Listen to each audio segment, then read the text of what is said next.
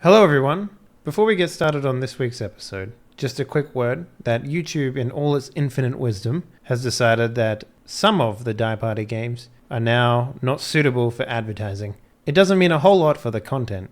I'm not going to censor the videos in any way, but if you'd like to lend your support so that Die Party can continue to grow, please check out the Patreon or subscribe on the Twitch channel. Enjoy the episode.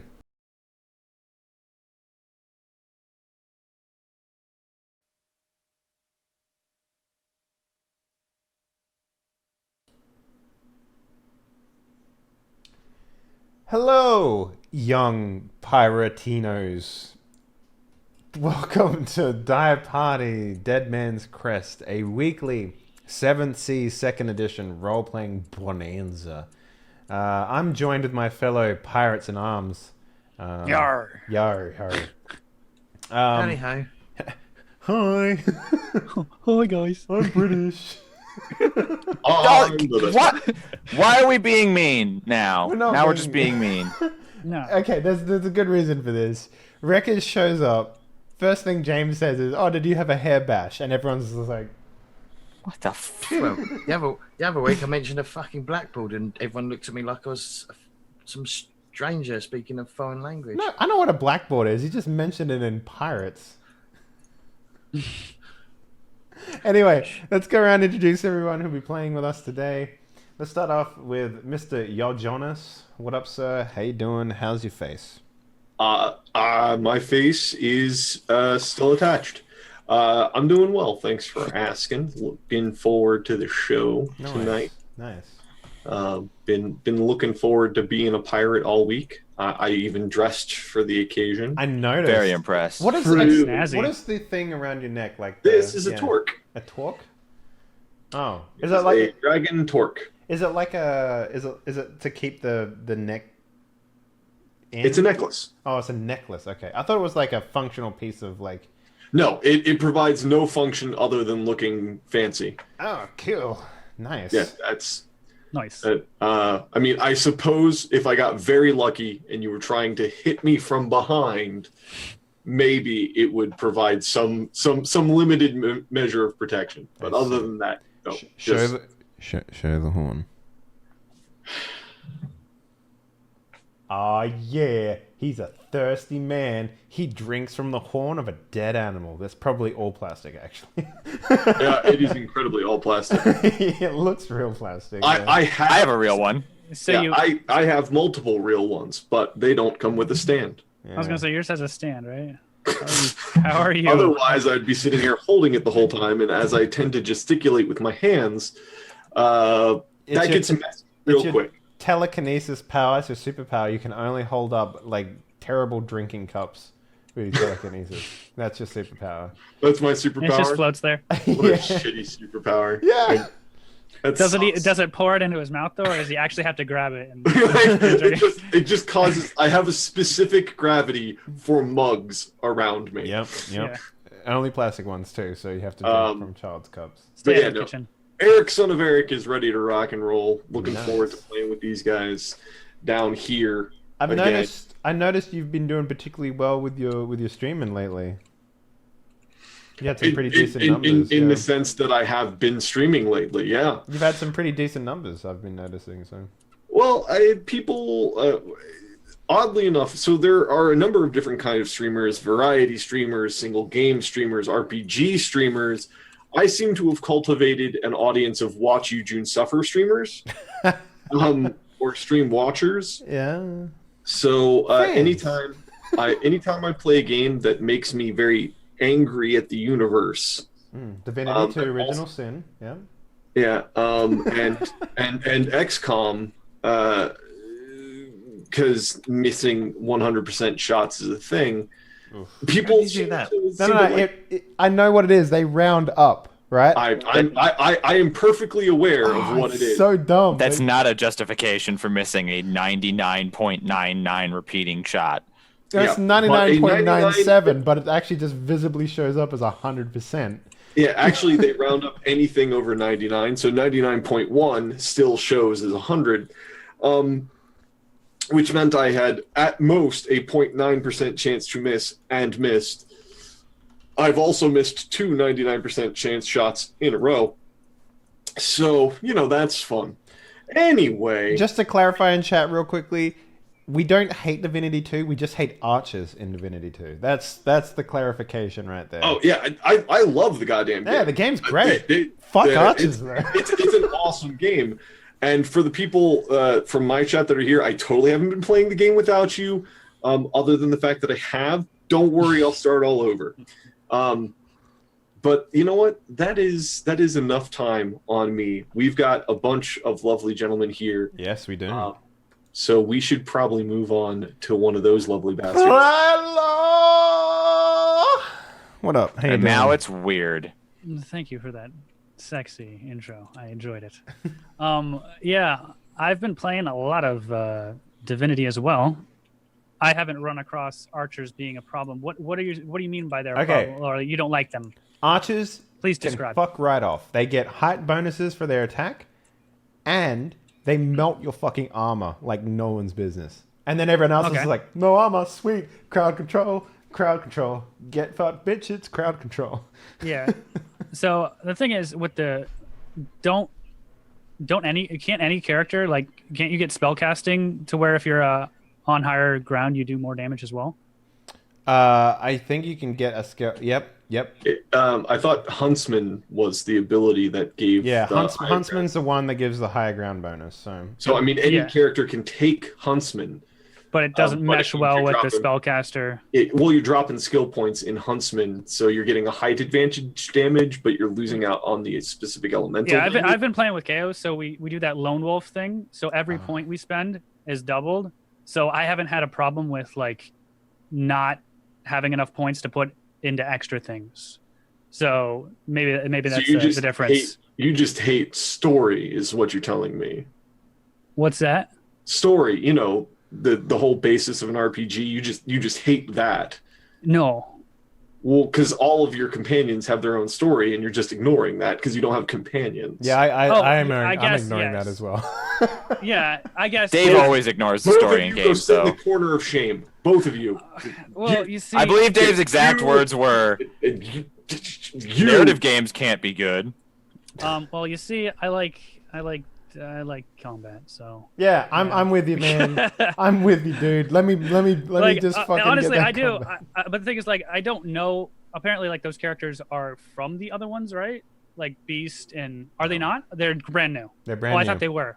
Okay, then I don't know. But they just have a lot going on. Original Sin 2 takes place like 1,200 years after. Yeah, that's right. That's right. I knew that. Right. So it's a huge span of time, so they could write whatever they wanted.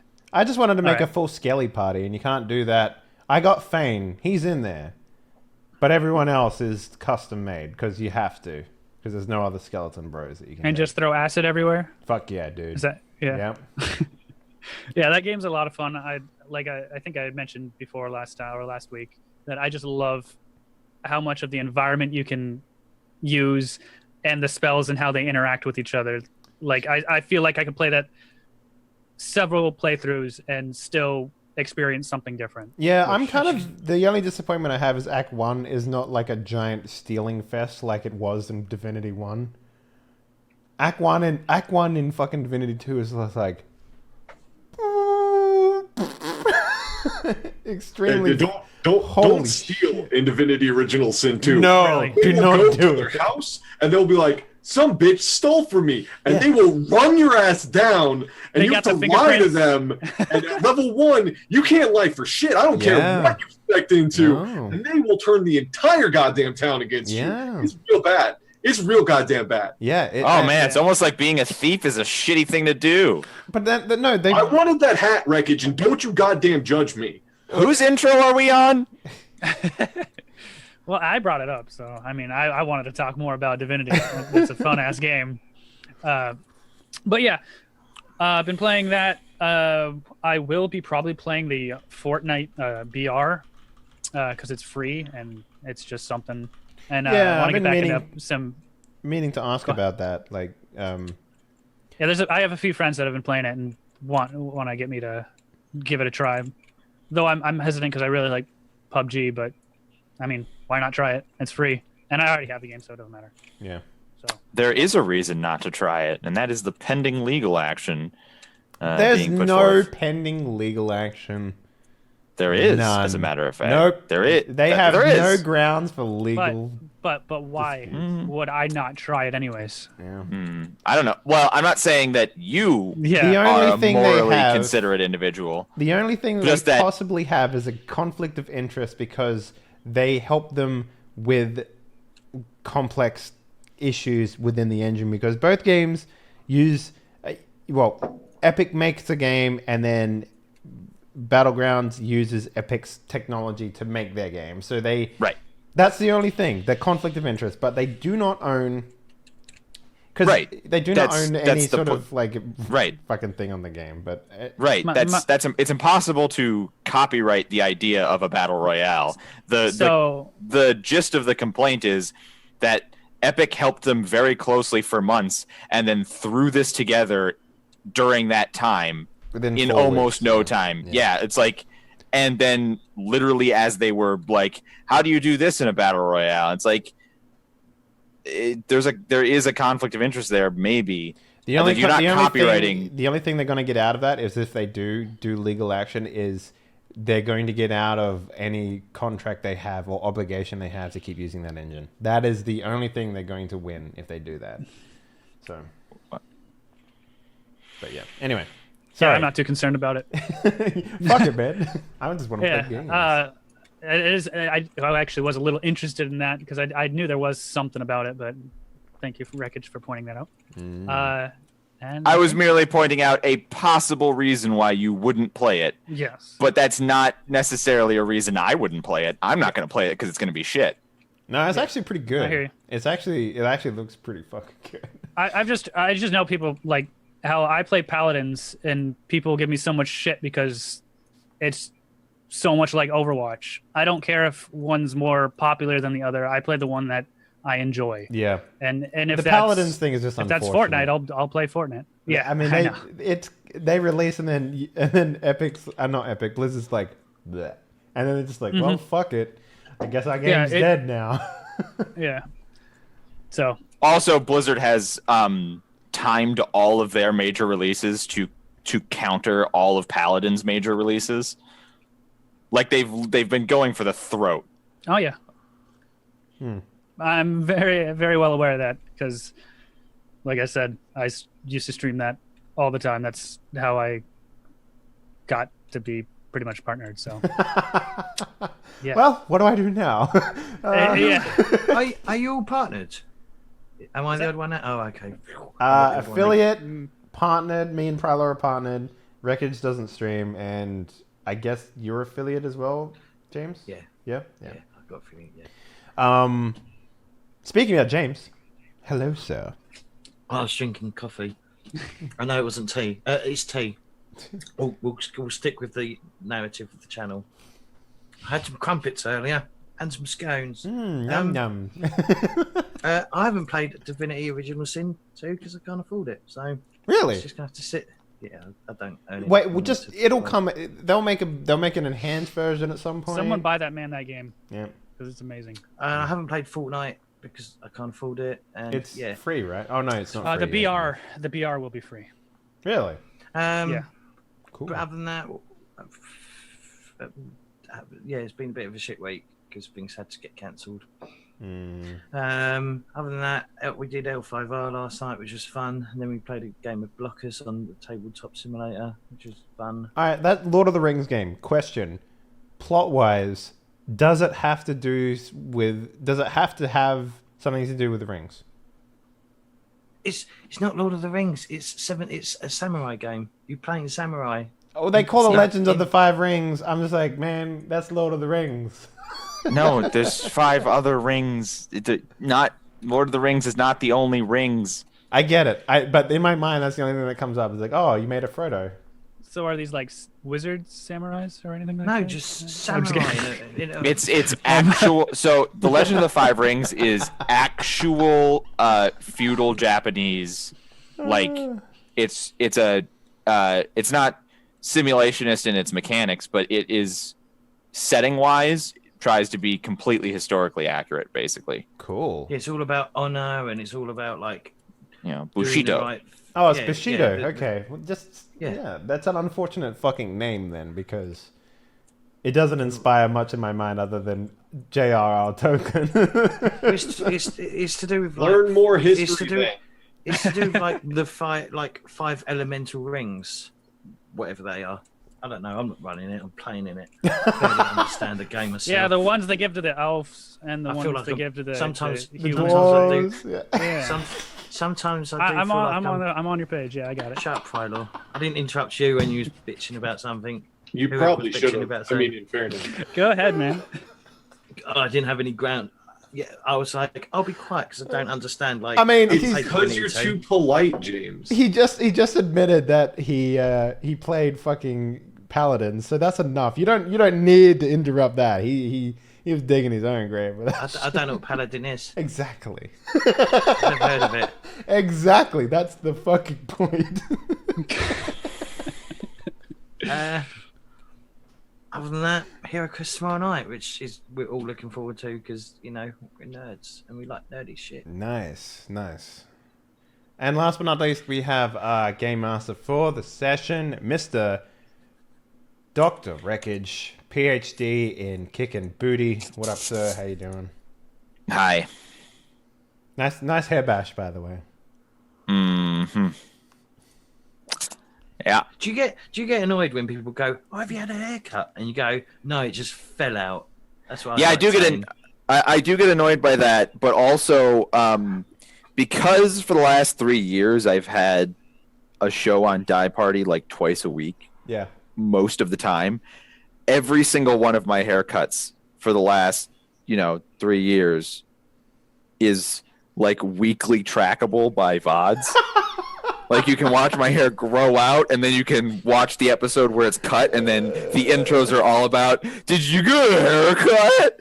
I'm sorry, man. Jeez. You could do a GIF where you just take a still from me in every game and watch my hair grow and then get cut. I might actually do that because I started Night City with no facial hair, and I grew a monster beard during that time. So, and that was a 50-week game. Like, Yeah, but you grow facial hair like a maniac. I do. So like it takes me time to grow hair like a normal human. Yeah. Unlike whatever sort of Neanderthal Dave is. It's called having testosterone. Look it up. Mm-hmm. Well, All the bearded men are like, "Yep, we're men." let's talk about the inverse relationship between testosterone levels and IQ. And also do this motion. Shots. Shots fired. Why are you calling us wankers? That's not very nice. Yeah. Anyway, Well, stop being wankers. Well, you can't. What's a You're either wanker? you're I'm not either a used to liar that or a term. Wanker. Either a liar or a wanker. so we're playing 7 Seas. Yeah, so hi everybody, it's me, Dr. Wreckage, your very best friend. Hey, Dr. Wreckage. Don't you want to maintain our friendship? Well, nothing in life is free. Send all of your drugs to Dr. Wreckage, care of Die Party, at P.O. Box. Care of Die Party.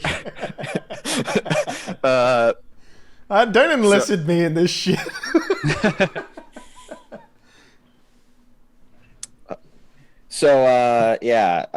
Pirates.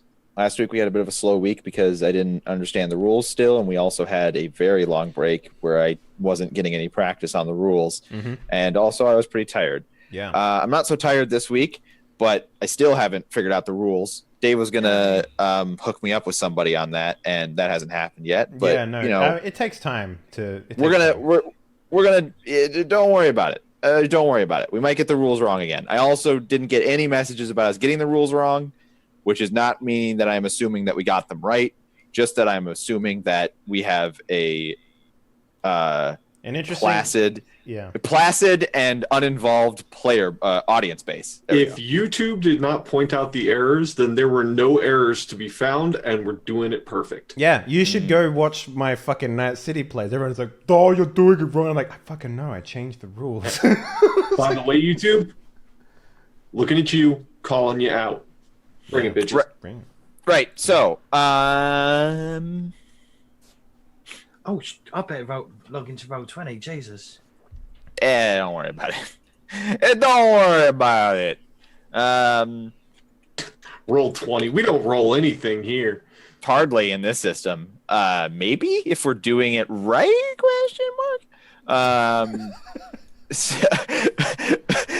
Last week, I'm getting that fucking echo, Dave. You're gonna have to. I can't handle it. It's only you that has this problem, dude. Everyone else. I know, Yeah. but I also only have it from you with you and your sound setup. Just and when you turn fucking down go. your volume. I'll mute. Jesus Christ. Okay, all right. Shit, fuck, cocks, in assholes. That was very adult. Welcome to Die Party. So last week, Eric, through no fault of his own, really, kind of, got solicited into being the chef. And that's his new job. And other people were interested in being in, maybe moving into other jobs themselves. We did our first sort of crew vote, which was completely unanimous because there was absolutely no one and no reason to vote against it. Despite you not trying terribly hard for it to occur, all of the decisions you made and all of the impressions you made upon the crew, it just made it unanimous. So we got a window into how the crew operates. We're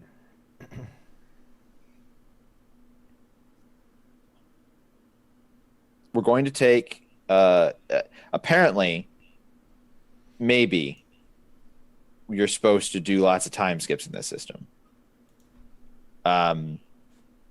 Maybe.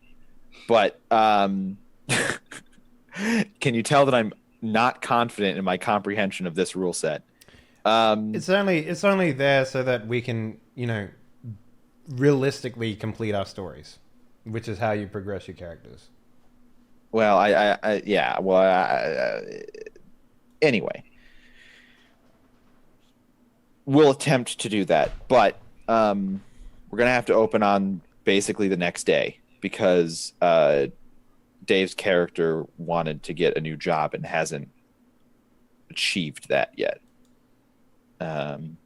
So presumably that would be the thing that you would immediately start attempting, especially since that new job is sort of on a time crunch. Wreckage, would it help you if we kind of let you know what our characters want to be doing with this time? Like give you kind of a, hey, here's what we're trying to accomplish on this boat. And then you can figure out whether, like when you need to stop a time skip to have something happen, whether you're telling a story or whether you want to take an interlude into one of our stories.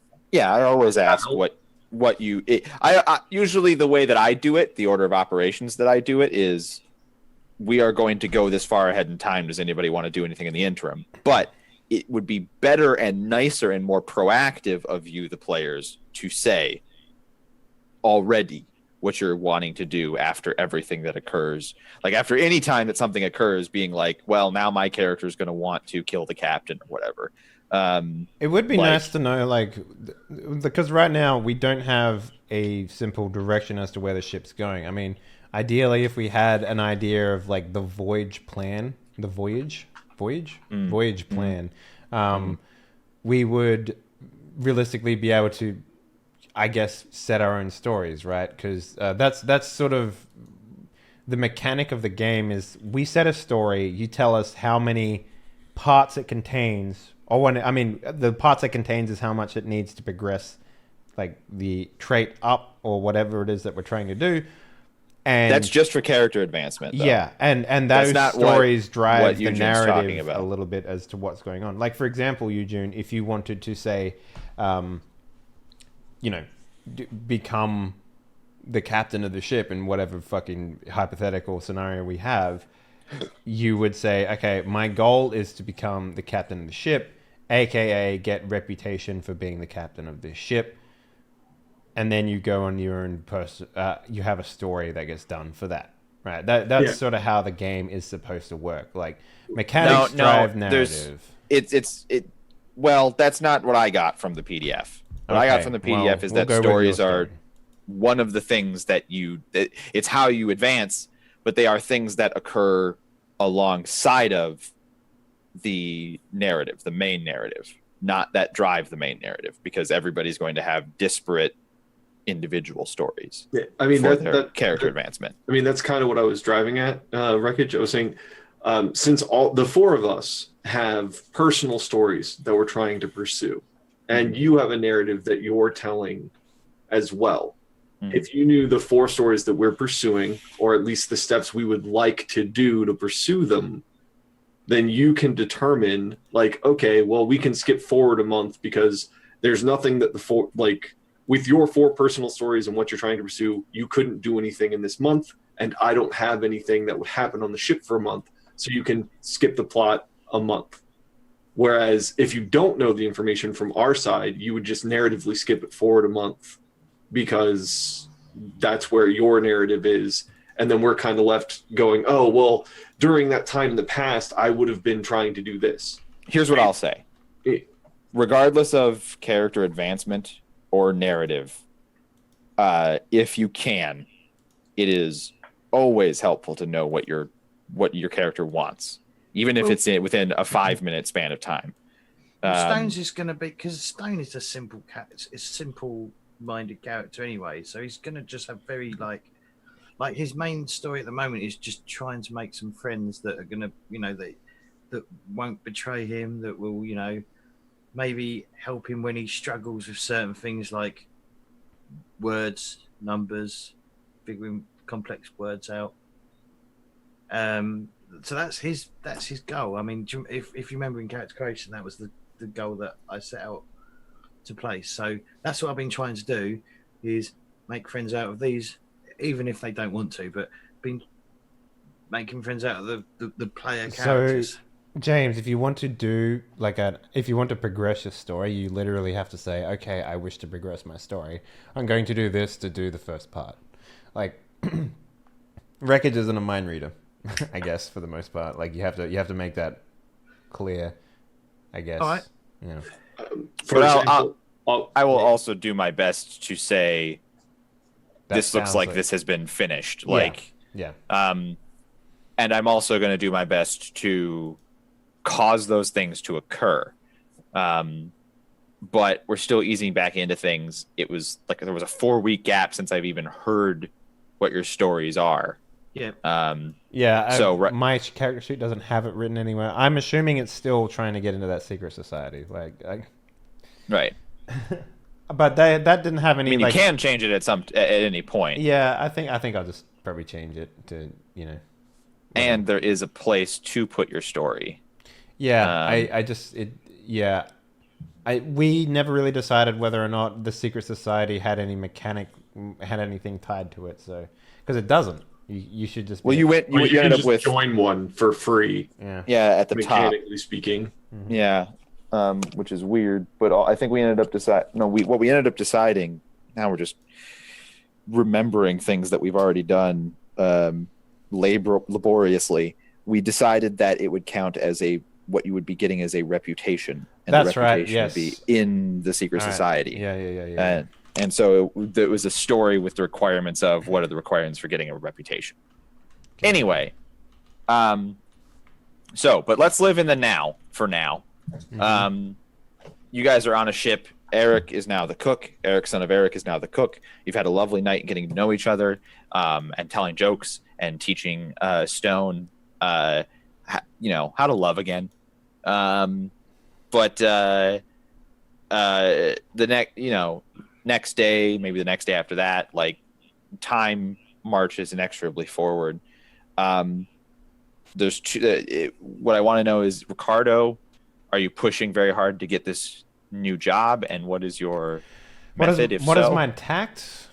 Okay, so ideally, what I want to do is this is for record keeping. So ideally, what I'm going to try and do is oversell my position. You know, if this was the real world, I would create a CV specifically for this thing and, manufacture my skill set in order to make it work. So if I can do the same thing... You're going to have to. If I can do the same thing in here, then that's something I want to do. So ideally, I guess I need to find... Like, the current record keeper is sick as a dog, yeah? Yeah. So he's just not doing his job. So I'm going to go start doing his job. I'm just going to just take over his role. Do you know what that job is? I will do my best to find out. So I guess that's the first step, right? Find out what records have been kept and then trying to keep those records up, I guess. So maybe I find my way into into that area. I read the books. I understand what's going on, and then I, just assimilate the role. Okay, if that's your plan, right? Then the first roadblock you encounter is that none of the records are viewable, or they're there. You know where they are. They will not let you read them. Who's they? Who's ever there currently, because it's kept with the record keeper in his quarters, which is where he's also being treated. So if you try and enter that room, they're like, no sea dogs, okay, get back to work. Well, then I would, I guess, maybe approach the person who is responsible, like maybe even the captain. You know what? I'd probably go to the captain. Actually, no, that's probably far above my standing, and it's silly to assume that I can talk to him. If you want to go to the person that you would be allowed to speak to, essentially, then you're looking for your watch captain. Okay. Which is that lady. Okay, yeah. Well, I would maybe approach her. All right, so just during the day at some point, or are you going to wait till specifically when you are not supposed to be doing work? Like after hours? Which way are you going to go with that? Well, I've had a chance to observe her, right? I have I'm a master thief. I mark my targets. I, do all that sort of stuff. What would be the most opportune time? When is she the most malleable for a conversation? Well, when you're on shift, you're supposed to be working, so probably not then. Okay. She seems pretty adherent to that. She seems very regimental. Okay. She doesn't seem very approachable ever. So, but you probably wouldn't want to go during work time when you're not supposed to be talking and having a conversation. Okay. What about what have I noticed about her in terms of her habits? Nothing. Does really? She get fucking drunk? Does she? No. She's very regimental. She doesn't drink. All right, fine. She has you're making this impossible. I will go talk to her after I finish a shift there. I'm not making it impossible. I'm describing her character. She doesn't get drunk. Sorry. She also just time for sleep. Time for work. Yeah. Yes. She's regimental because she has a military background. Fine. You want me to reveal her whole fucking character story? Would that make you happy? Yes. I sit down next to her during a fucking eating, I guess. I don't know. That's the only time when she's not a soldier, I guess, right? Right. So, and you say? Or how do you broach the conversation? What is her name again? You've only ever heard people refer to her as captain because she's captain of the watch. So they've only ever referred to her as her rank. I sit down and it's like, do you mind if I join you?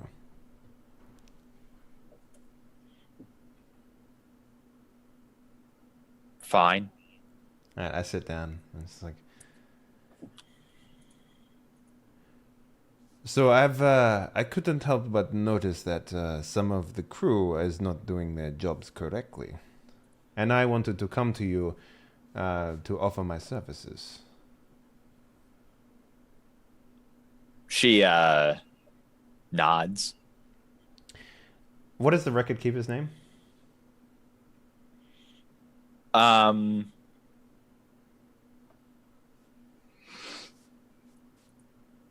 Jeff. This is a situation where normally I'd probably just have you roll a thing to see if you learned his name, but we don't do really tiny minor rolls in this game. So I'm just going to go with you Full know muscle it. Jim. And the record keeper's name is Bartholomew. Bartholomew Eduardo the Third. There is a man by the name of Bartholomew Edward the Third. Eduardo, sorry.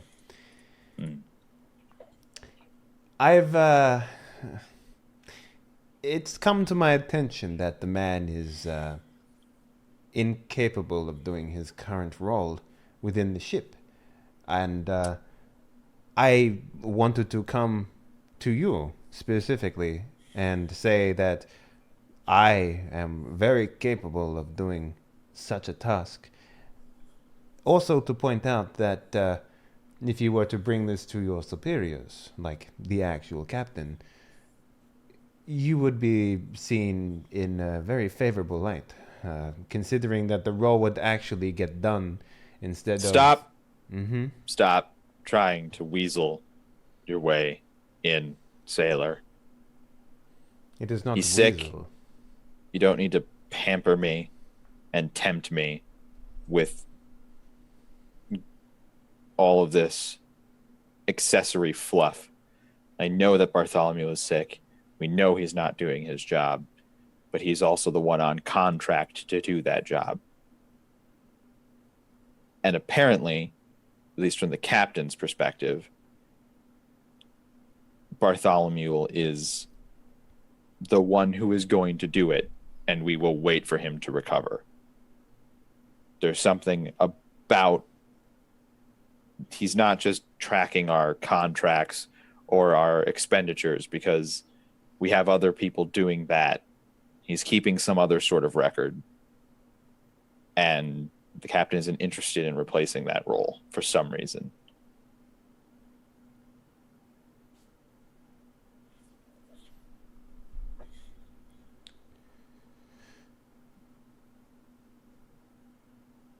Perhaps then I need to better understand what it is that the captain is seeking. There is no weaseling here, by the way. That is such a cross term. I don't understand what it is that you're attempting to say. What else would you call prefacing before I've responded at all that if I did this for you, I would get brownie points with the captain? That's weaseling. Independence, actually, is what we call it where I'm from. When a man sees an opportunity, he takes it by his hands. And you're doing a fine job of that, sailor. I appreciate your initiative. Don't get me wrong. It was the part where you tried to coerce me that I called weaseling. Now, I can see that you're not a salty man. You're not hard and tanned and rough around the edges.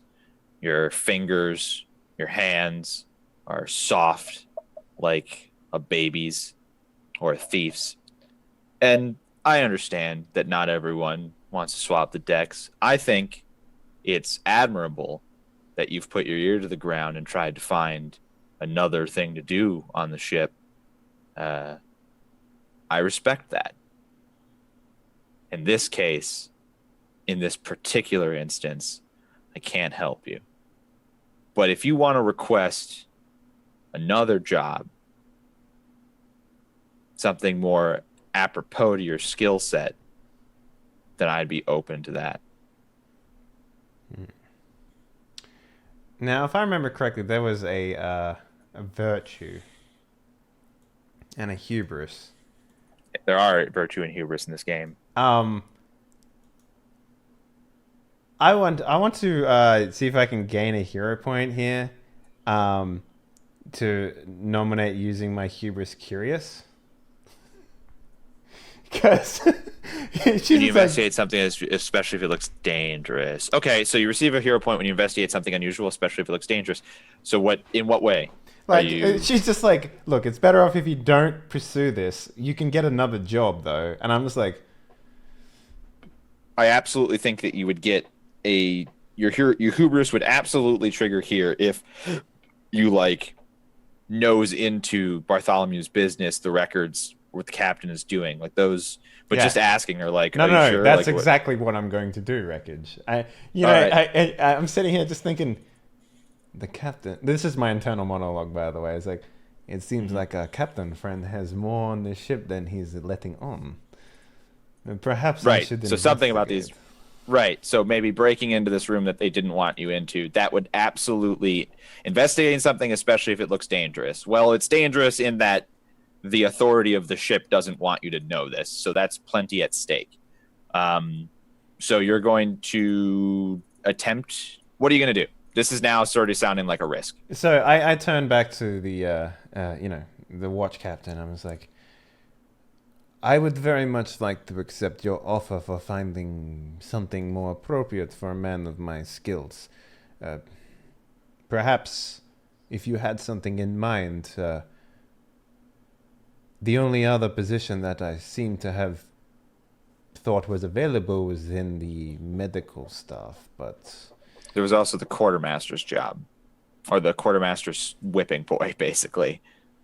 yes, I do not like being, how you say, servantile. That was me, not her.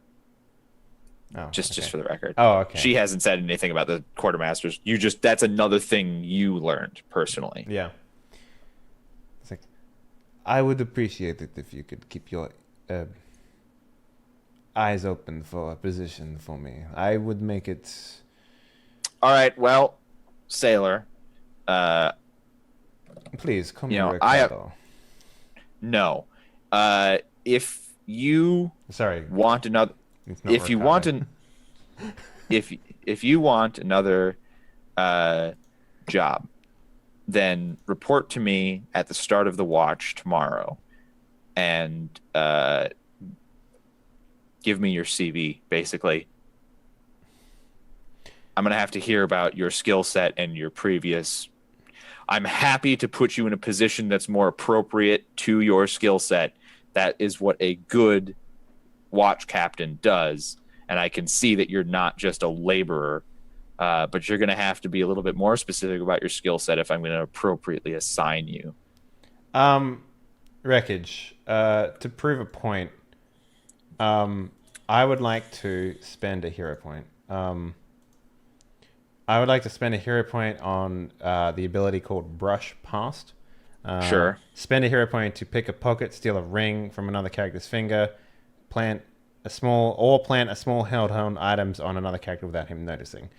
I would like to have something of hers, just something meaningless, right? Jewelry. Yeah, Something. something like that she was wearing, right?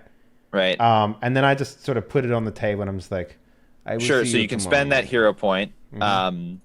And she says, I mean, yeah, I pegged you for a thief, but a thief doesn't have a day-to-day job on a ship. So you're going to have to give me the rest. I'll certainly keep this under consideration when we make shore or make landfall, when we have encounters with other vessels. I'm sure the captain has use of a weasel. But there's not a lot of weaseling that goes on day to day, just sailing a ship, and you need to earn your 3 squares.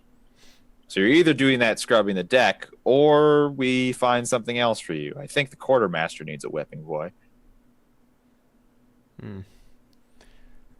I will see you in the morning. Perhaps we can find something better than scrubbing. Yes. Fine. And she goes back to eating. Yeah, I pick up my tray and I leave. Right. But I maybe I'll walk past Stone and just sort of slide it to him, right?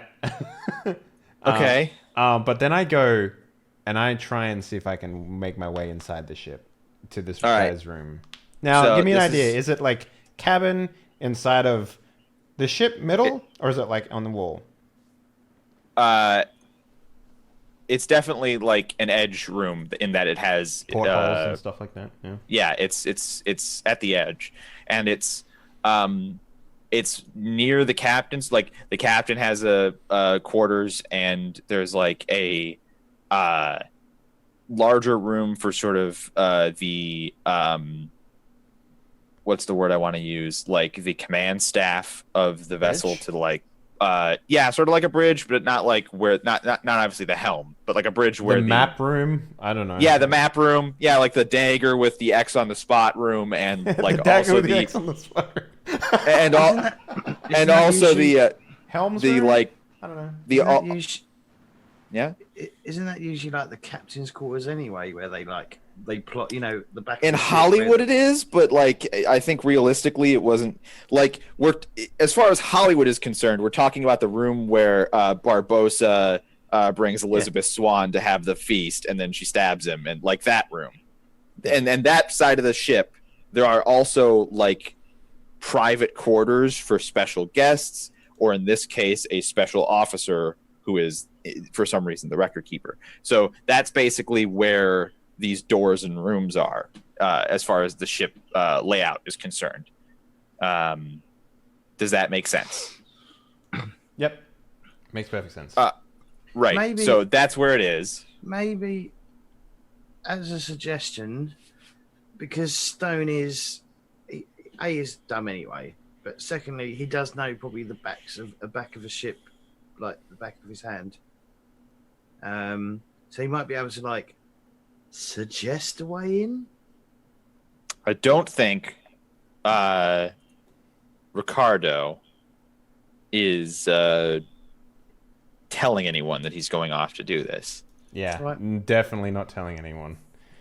This is this is more like maybe I can make my sea voyage that much easier by either maybe blackmailing the captain or like finding out what it is. Like there are plenty of opportunities that I can have to use this information to my own will. So the less people that are a part of it, the better. So my aim here is to, I don't know, wait until like the nursing staff leave, I guess. I don't know. Like I can watch the door. I can give up sleep for that. I don't know. Like, I want to be able to make sure that when I go in, it's the opportune time. Okay. So your approach is to wait and see the opening. Yeah. My approach would be to I want to get in there with my gracefulness, right? I want to sort of like slide in, find the information, and slide out without being noticed. My intent. But you're doing it by watching and waiting for the staff to leave. Yeah. Well, I'm not going to be able to do anything if there's people awake in the room. Like. So.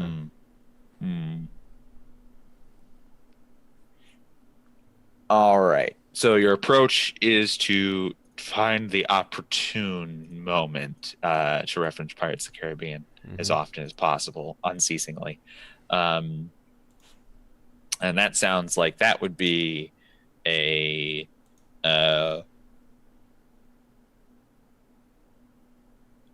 wit's notice. Okay, I'm happy to make that roll. The consequences and opportunity. I mean, this is how I'd go in and find the information, not so much like. Well, I guess that makes sense, right? Like, because here's the thing: if I make another roll later on within this risk,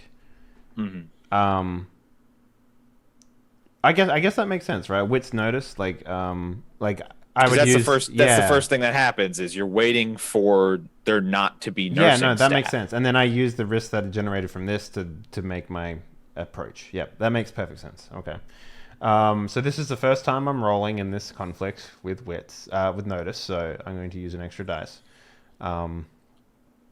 Here we go. Doesn't Wreckage have to tell you the consequence of failure before you? I do have to tell you that. Okay. And what you get for succeeding? Right, I have to tell you all of that. So we're going to encounter another little thing that I don't. I'm not sure how it's supposed to work in the system. So let's all go on this journey together. The consequence of the goal is to get in when there's an opening. The consequence is that you are caught trying to sneak into the room, and it's obvious that you're trying to sneak in.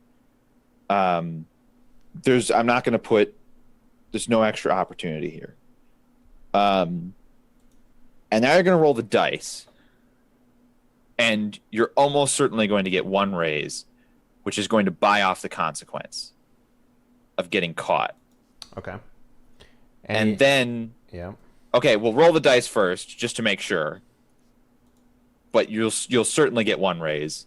It's like impossible not to. So that's one. Yeah, you get one raise. I get three. I got 3 raises from that. So 1, 2, 3. Yeah, you get 3 raises from that. So then, like, narratively, what I want to tell you here is that what you see is that there is always someone attending him. So he does not. There isn't a gap, but you've bought off the consequence. Like, that means you're supposed to succeed, but narratively, what you're trying to do, there isn't an opening. Someone's always attending this man because he's very important, and so there's always a nurse at his bedside. How about we change his goal to the first step of this scene is figure out the schedule of people. But that's what I just did, right? Like, there's always someone. Well, that's what I'm saying. Is so you've succeeded at the first step. You now know the schedule. You now know that there is not a gap where people aren't there. Okay. So now you can. And nobody caught him because that was the consequence. Yeah. So nobody caught you snooping out the room. All right. So exactly I would like to use my other risk then to create an opportunity where I can get in. You remember we found out that was not. That's dramatic sequences. In risks, you don't make opportunities for yourself. Right. You can make opportunities for someone else using a risk. I was going to say he has 2 raises left. Right. He could change his approach now knowing that the room has no gap. See, now it's starting to make sense. He knows there's no gap, so he changes his risk to stealth. Or something. He could either change to stealth. He could try to talk his way through. Ooh, He's got 2 raises, and changing your approach costs 2 raises. So if he changes his approach to say, okay, well, I can't sneak in because there's somebody already there. I will use 2 raises to change my approach to talk my way into the room, or convince the medical staff to leave, maybe. Whatever Henley wants to do with his character, whatever he wants, but he has 2 that is starting to make sense. Allow him to change his approach. Right. So in this situation, he succeeded, but because what he was trying to do, I mean, this is the first time that changing approach has made sense. Yeah. Like he was going to wait for an opening. He has discovered, without being caught and without anyone thinking that it's suspicious, he's discovered that there isn't an opening. So now he must, in some way, make an opening or get past this room's defenses. So why don't you tell us? All right. There's a couple of things that I'm thinking of. The first is to climb aboard the outside of the ship, and take the documents from the desk through via the porthole. Right, just take it out. Just take some. Yeah, maybe not the ones you need, but just grab what you can. What I can from the opportunity presented. That's the first thing that I was thinking about. The second is to use this opportunity to convince that the person inside the room that his shift is over. But doing so means that when a report comes in later, and when they say, oh yeah, the olive-skinned dude from Pereza came in and said blah blah blah. There's probably 2 dudes on the ship from Pereza, so So what I'm thinking, he probably also knows who his relief is supposed to be. Yeah. So that said, this is not a system, to my understanding. If you say, I want to try and talk my way in, you don't have to be specific. So maybe like it's not necessarily that you're saying I'm here to relieve you, because he probably knows who's coming to relieve him. But what you've said is I'm going to attempt to talk my way in. So then you roll, and you wouldn't roll. You don't roll. So basically the way that it works is if you're within your approach, you spend one risk to do something that is risky. Raise. Right? Yeah, raise to do something that is risky. If it's outside of your approach, you spend 2 risks to do that same thing. Right. So because my approach was to wait and see, I can't then use my wit's notice to receive what I want from it. Right. So in order to do this, I need to spend my 2 remaining risks to get what I want, which is change my approach, and then I would get whatever comes from that narratively. So I think... Hold on. So, okay. So real quick, it's the top of the hour. Let's go to break because I need to... This is the first time we've changed approaches. I need to see if there's anything that I'm supposed to do when that happens, because I don't recall there being anything that I'm supposed to do. But I've already said what the consequence was, and he's already bought it off, and now he's changing his approach. Does that mean it generates a new consequence or a new opportunity? Well, the scene is in itself one thing, right? That's the risk. The risk is already generated. And because I got enough raises, I've bought off the risk, and I have enough left over to do something that I want to do within that scene. So that's how, like, basically this is like, you've established the scene, and then I spend my raises to do whatever I want in that scene. If I don't buy like for example, if I didn't buy off the consequences, I would have 3 risks to do whatever I want. But because I did, I can now do something else without consequence of whatever. So, like for example, if you wanted to do this, like you would say that there's documents on the desk that have the information that you need. That's 1 raise to purchase this. So that's the opportunity, right? So I spent 1 to get rid of the risk, but now I don't have enough raises left over to change my approach and get the documents. So I'm going to have to come back at a later time, or intentionally go in there and get something without the risk, without having the right amount of risk for it, raises. So that's generally what you're supposed to do, and from my understanding of the rules. My God, this is so... It's not that... It doesn't seem that complicated. It really doesn't. But it just doesn't seem exactly right. It's like, so I set up a consequence. Like, here's the part that's getting me a little tilted. I think. When you win, yeah. What I've read about it is it's very hard for the players to fail. Yeah, and I'm not trying to make him fail here. It's just I'm just concerned in the situation. Like, he went into a situation not knowing all of the information, and that was sort of what happened. Like I have this approach. I didn't know everything. I learned everything. Now I've got raises left over, and I still just do the thing. There's no new consequences. There's no new risks. Well, there's no new... I think in this particular scenario, so he said, here's my approach. Here's what I want to do. Right. You knew that there wasn't a hole in the watch. Right. So I think instead of saying the consequences that you get caught, you should have informed him, listen, there isn't a hole in the guard. So waiting and seeing will let you learn that. So that's your reward. Your reward would be... Well, actually, I think, Wreckage... learning the schedule. Sorry, Eugene. You're missing one important part here, Wreckage, is that it doesn't necessarily have to just be 1 roll, right? With this roll, I generated 3 raises. Once I have done everything and can't spend any more raises, right? That's when it rolls again and you set a new consequence and a new scene.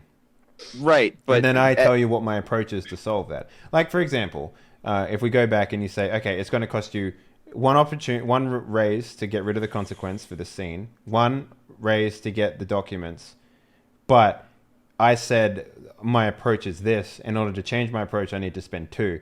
That means in order for me to do everything, I run out of raises, but I'm still in that predicament, right? I'm still either inside the ship talking to the dude. So it always costs a raise to get your goal. Yes, it does. That's the thing. Yeah. So, but if you change your approach, it costs Extra. just 1 extra. Yeah. So So think of them so you as... got 3. If you had gotten 2, you wouldn't be able to do it. You wouldn't. That's right. You wouldn't have been able to change your approach and get your goal. Mm-hmm. So he would have been able to buy off the consequence of not getting caught, but he would not have been able to achieve his goal. But now he can because he got 3 raises. Yeah. But now he can change his approach to achieve his goal of, getting something. Right. Okay. So let's go to break. I don't think any of that's going to change on break.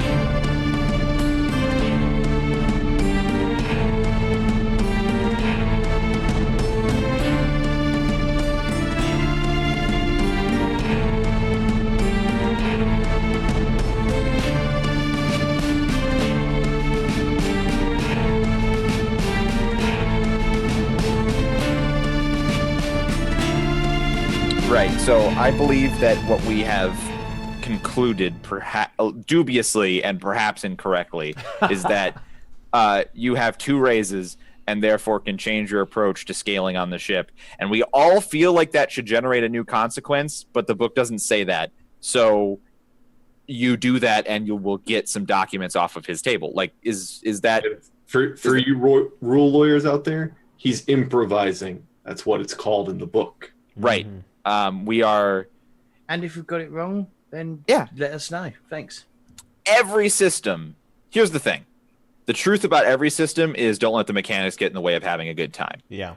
The problem is that we really want to try these mechanics correctly because it's new and interesting. Yeah. And if we didn't want to try these mechanics, we would just throw it out and use D&D for our Pirates game, right? Like, or play I'll the stop first playing. edition, which is literally just fucking D&D. it's just like normal. 2.0, Yeah, it's like, so it's like the reason why we're going through so many headaches to try and get this right is because we actually want to try these mechanics. Yeah, this is kind of like the same game that, like, this is like an Eric Valgaris kind of game, like he loves these sorts of ones. Yeah. Actually, first edition,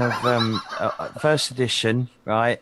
Actually, First edition of 7th Sea uses the same system that Legends of the Five Rings uses. yeah, that's the one.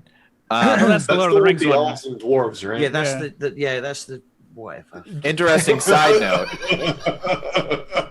Interesting side note. Eric Vulgaris in the last few years has been attempting to play every system ever, and he recently tweeted that he had passed 700 systems played or something. And I asked him hopefully, have you played 7th Second Edition? Do you know what's going on? He's like, no, never even heard of it. I'm like, this guy plays everything. I refuse to believe that because he put me in touch with John Wick Presents. So Yeah, but I mean, dude can't play every system ever. Apparently, He's gonna try. He's gonna try.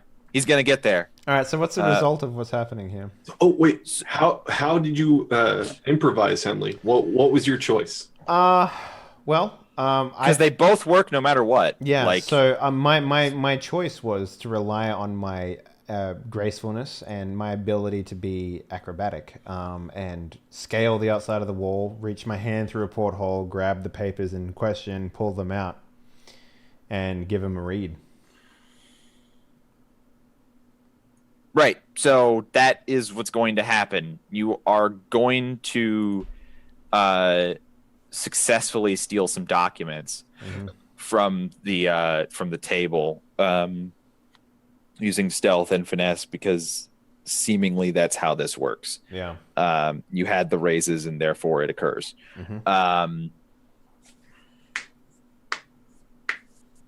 Good job. Now you have the documents.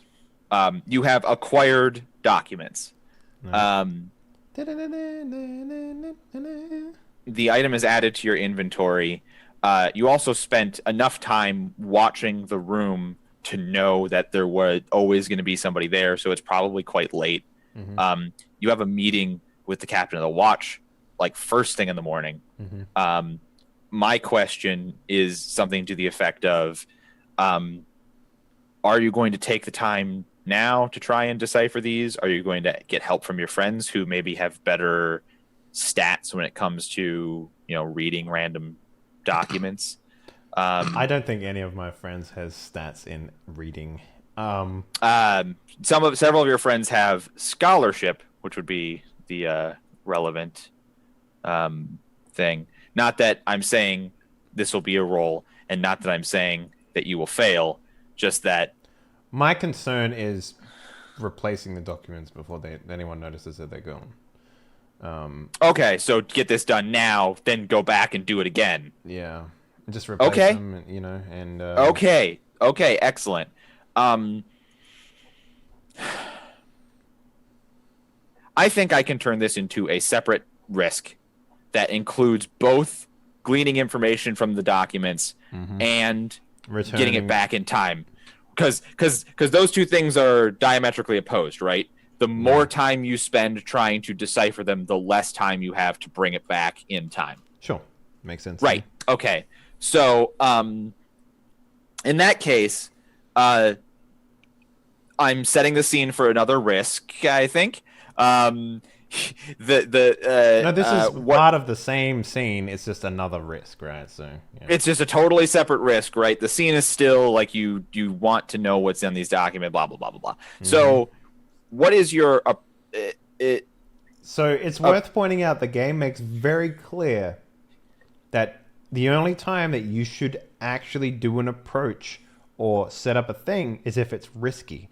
The risky part of this is replacing the documents, not reading the documents. There's no risk in me reading. Right. Well, so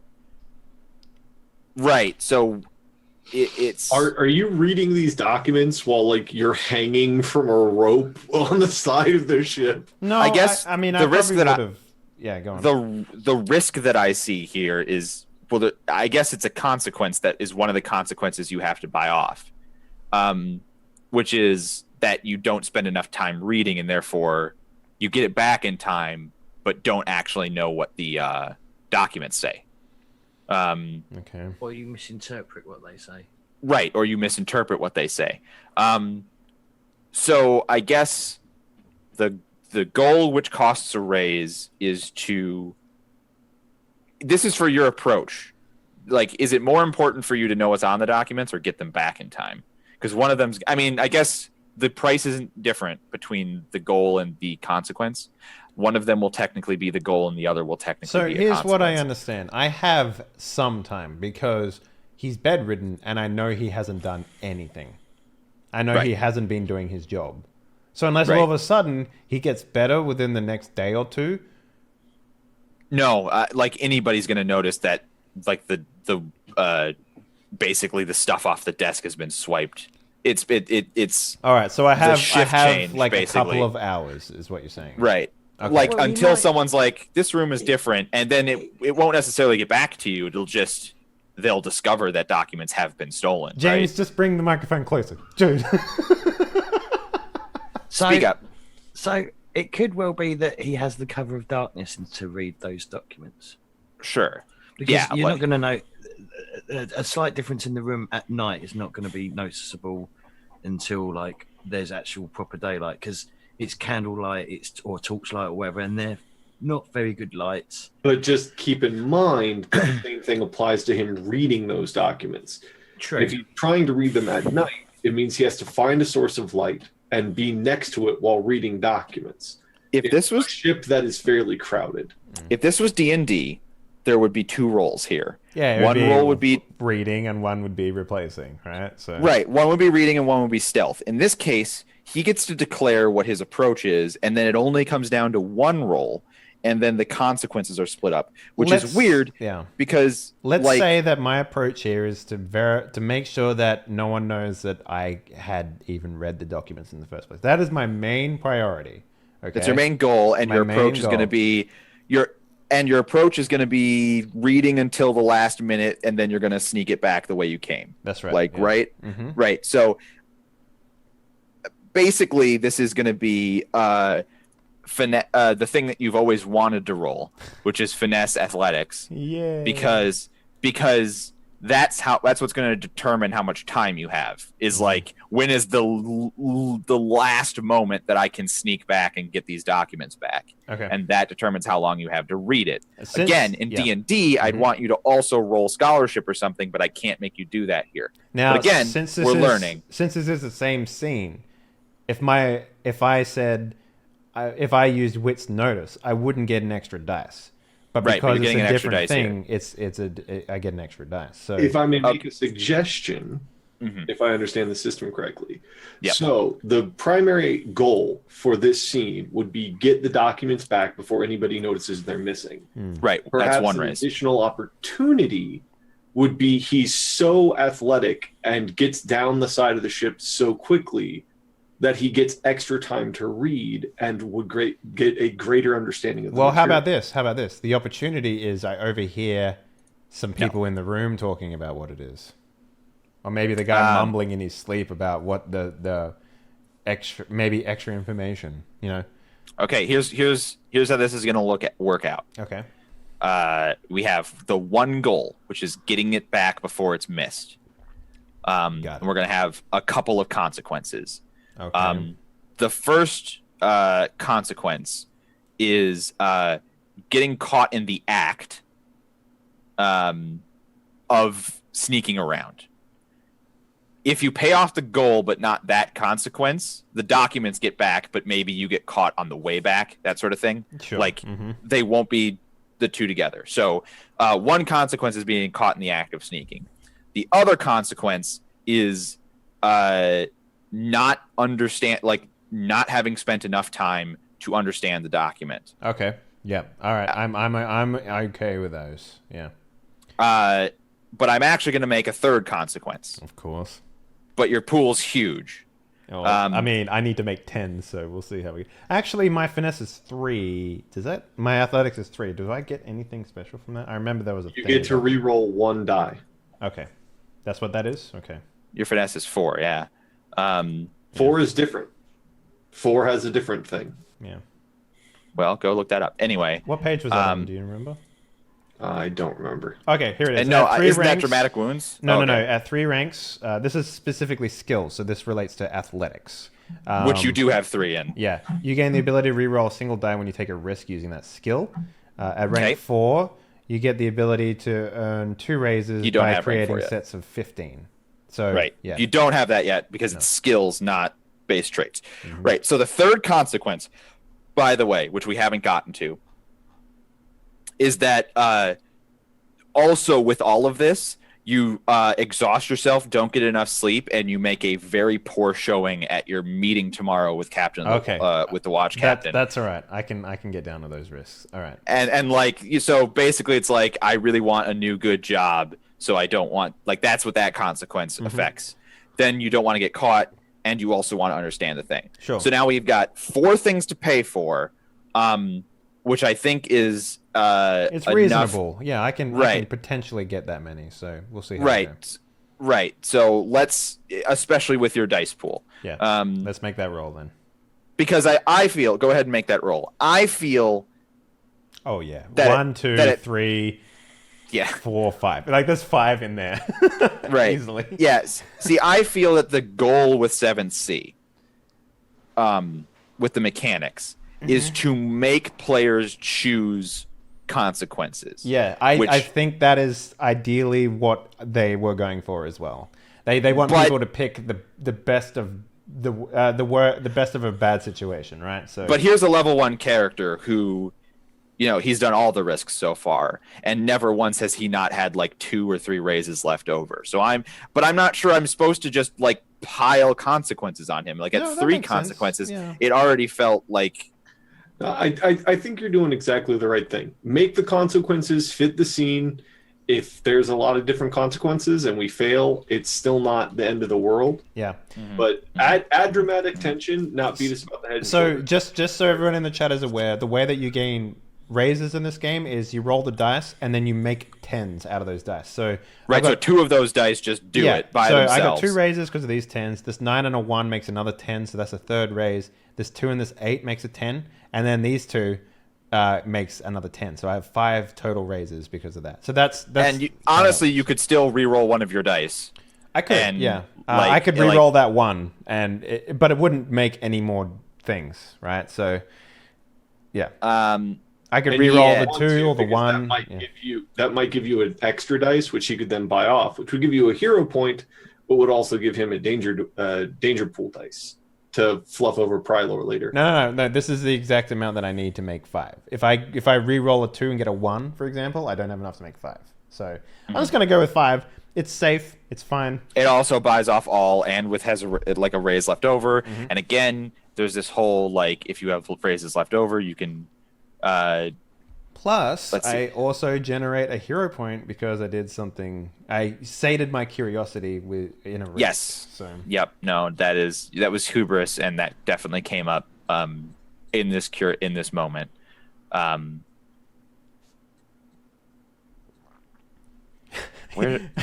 long as I'm not stealing all the good rolls, I'm a master thief. That's what I do. Right. So yeah, I imagine I sort of maybe read it in the moonlight or something like that, or maybe there's like a torch above in the rigging somewhere that I'm sitting in reading it. Well,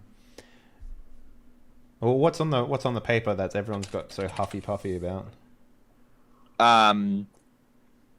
So that is perhaps the lukewarm part. There's nothing fantastic or unexpected on these records. He's been doing some navigator work, and he's been doing some charting as well. He was journaling he's taking records of the journey, and they're you don't. Sorry, everyone was drinking from their cups, so I took a sip from mine.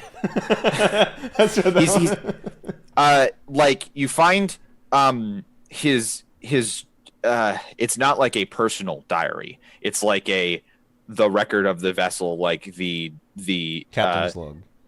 Not for the captain though, like ship's log, I guess. Navigator's log. Yeah. It's like ship's log, and it starts before the journey ever sets out, and it discusses like, Captain Ratbeard has hired me on to be record keeper for this journey. I understand that he's fulfilling a contract for somebody. Mm-hmm. That he's going to get a privateer crew. That it's going to be legal as far as privateering, but also that he has a history of himself being perhaps illegal privateering, like pirating. But this all has to be legal, and Captain Ratbeard hasn't done much of that in the past. So he's brought on a bunch of new people onto the crew to keep it legal. So all of this, like, double checking contracts and people's names and like sort of explained by this. Like, for some reason, this journey needs to be above board. Other than that, like, then it gets into the first day, and he's like immediately seasick and he's been making entries like, I'm still sick, still being taken care of, and that's it. Like, he doesn't know anything else that's going on in the ship, so there haven't been any other records kept. But he's been ill since the moment they left port. So what I get from this is that the captain is trying to go. He's accepted a contract for something, and he needs a professional, non-pirating front in order to accomplish this contract. It needs to be legal. For some reason, whoever he's working for, whatever goal he's going towards, all of these contracts and stuff, it needs to be legal. Okay, so you know what this screams to me as a master thief or a thief? Sure. It seems like he's attempting to create an approach to a score.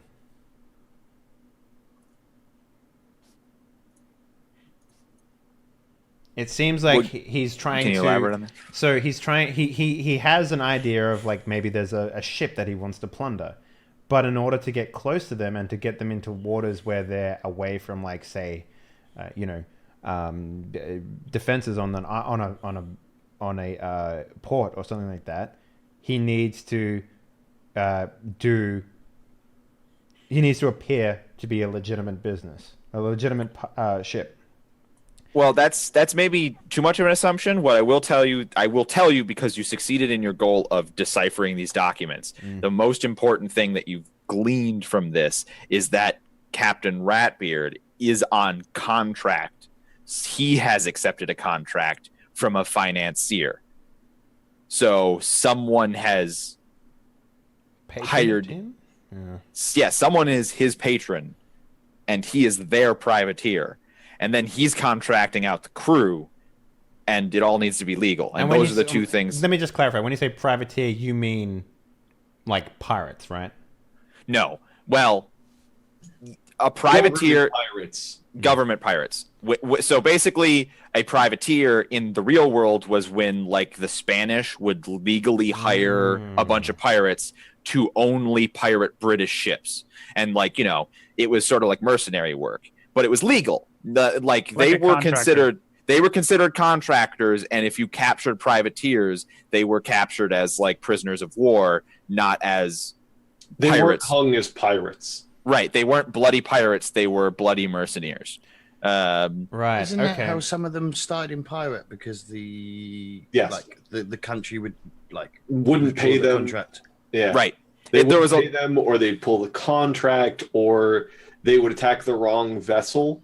And then they would and therefore that would not be violate their legal. license, and Right. Then they might as well be pirates because they're pirates and they're not going to get off for making a mistake. So, like, there was a lot of, like, I am a pirate. Now I'm a privateer. I'm a privateer. Now I'm a pirate. Like, they were so powerful and dominating in the Caribbean that's why there were right. legal pirates. Can I maybe spend my last rest to see if I can find out who was associated with the previous crew that might still be on this crew? No. The record does say that, like, this guy's firsthand account that's in the record says, like, it clearly calls out that Captain Ratbeard has a history of being a pirate, but that this crew has to be privateers and have to be legal, so he's bringing on a whole bunch of new people. So that suggests that some of this crew aren't new, but that most of it is. So somebody here was probably serving under him as a pirate. Some of them, but a huge portion are, like, legal contracts.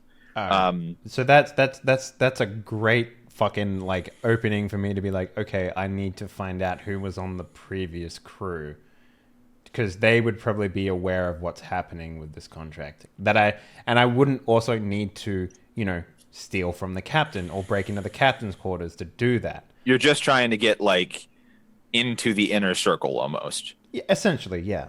Right? That Like, seems like a great fucking, like, approach.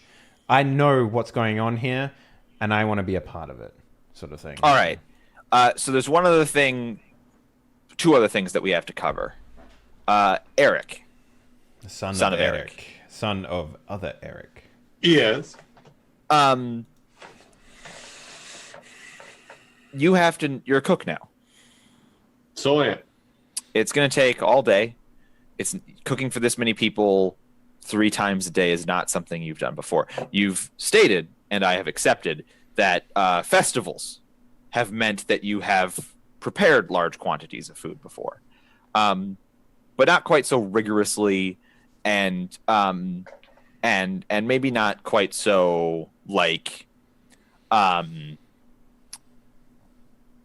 for a festival, you're like, I'm going to make the pie, right? Like, I'm going to make my famous pie that I make, and it's going to be that pie. And now you've got to do breakfast, lunch, and dinner, and they've got to be different. Well, I mean, the other guy probably didn't care, but you probably feel like a sense of they should not just be the same slop all day, every day. Well, I mean, I will agree with that up to a point. There is a limit to the provisions that you would bring onto a ship. There's going to be a lot of salted meats. It's going to be a lot of dried vegetables and fruit. It's like, so while we're out at sea, like, I'll do the best I can with the provisions I've got, but there's going to be a lot of overlap. So it's not like every meal is going to be different. Right. And just as a note, in my opinion. So, like, breakfast would probably be something, you know, that they could just kind of grab and eat, as opposed to a sit down kind of meal. Mm-hmm. They probably, you know, grab something hearty and probably, you know, bread and salted pork or something like that, or egg if we have it. So here's here's what I want to do. I want to turn this into a risk. Okay. Because I think it's possible that Eric, son of Eric, could be in over his head. Okay. And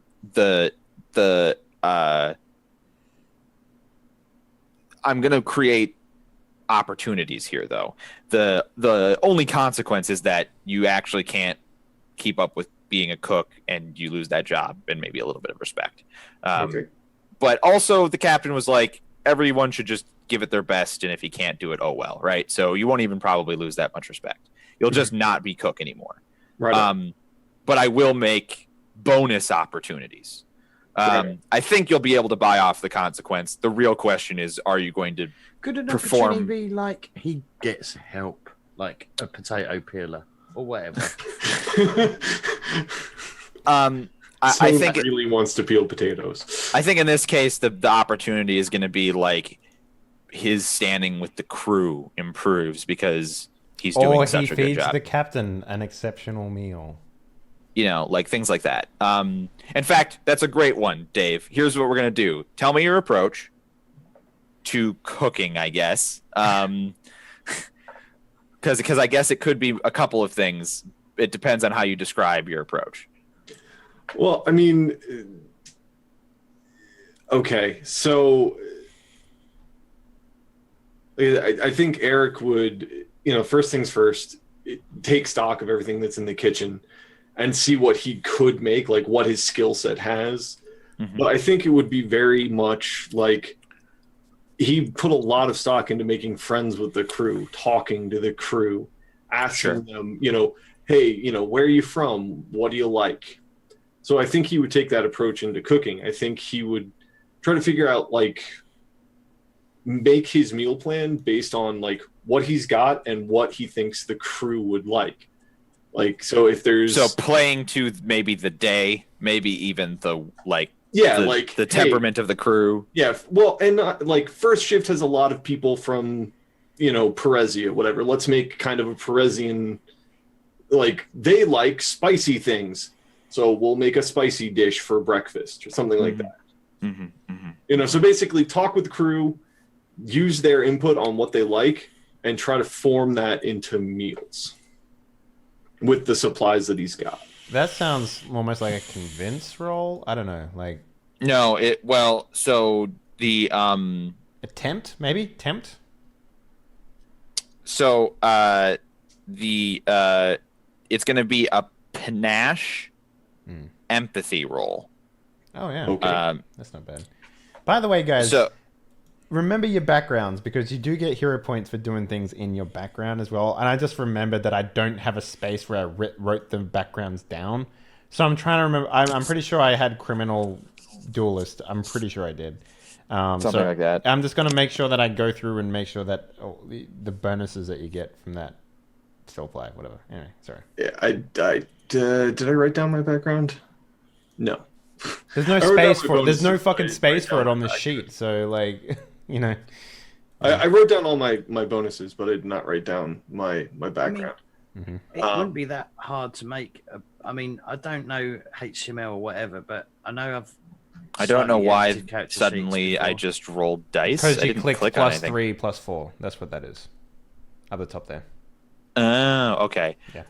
So, Eric, this is going to be a panache empathy roll, and here is the rundown. There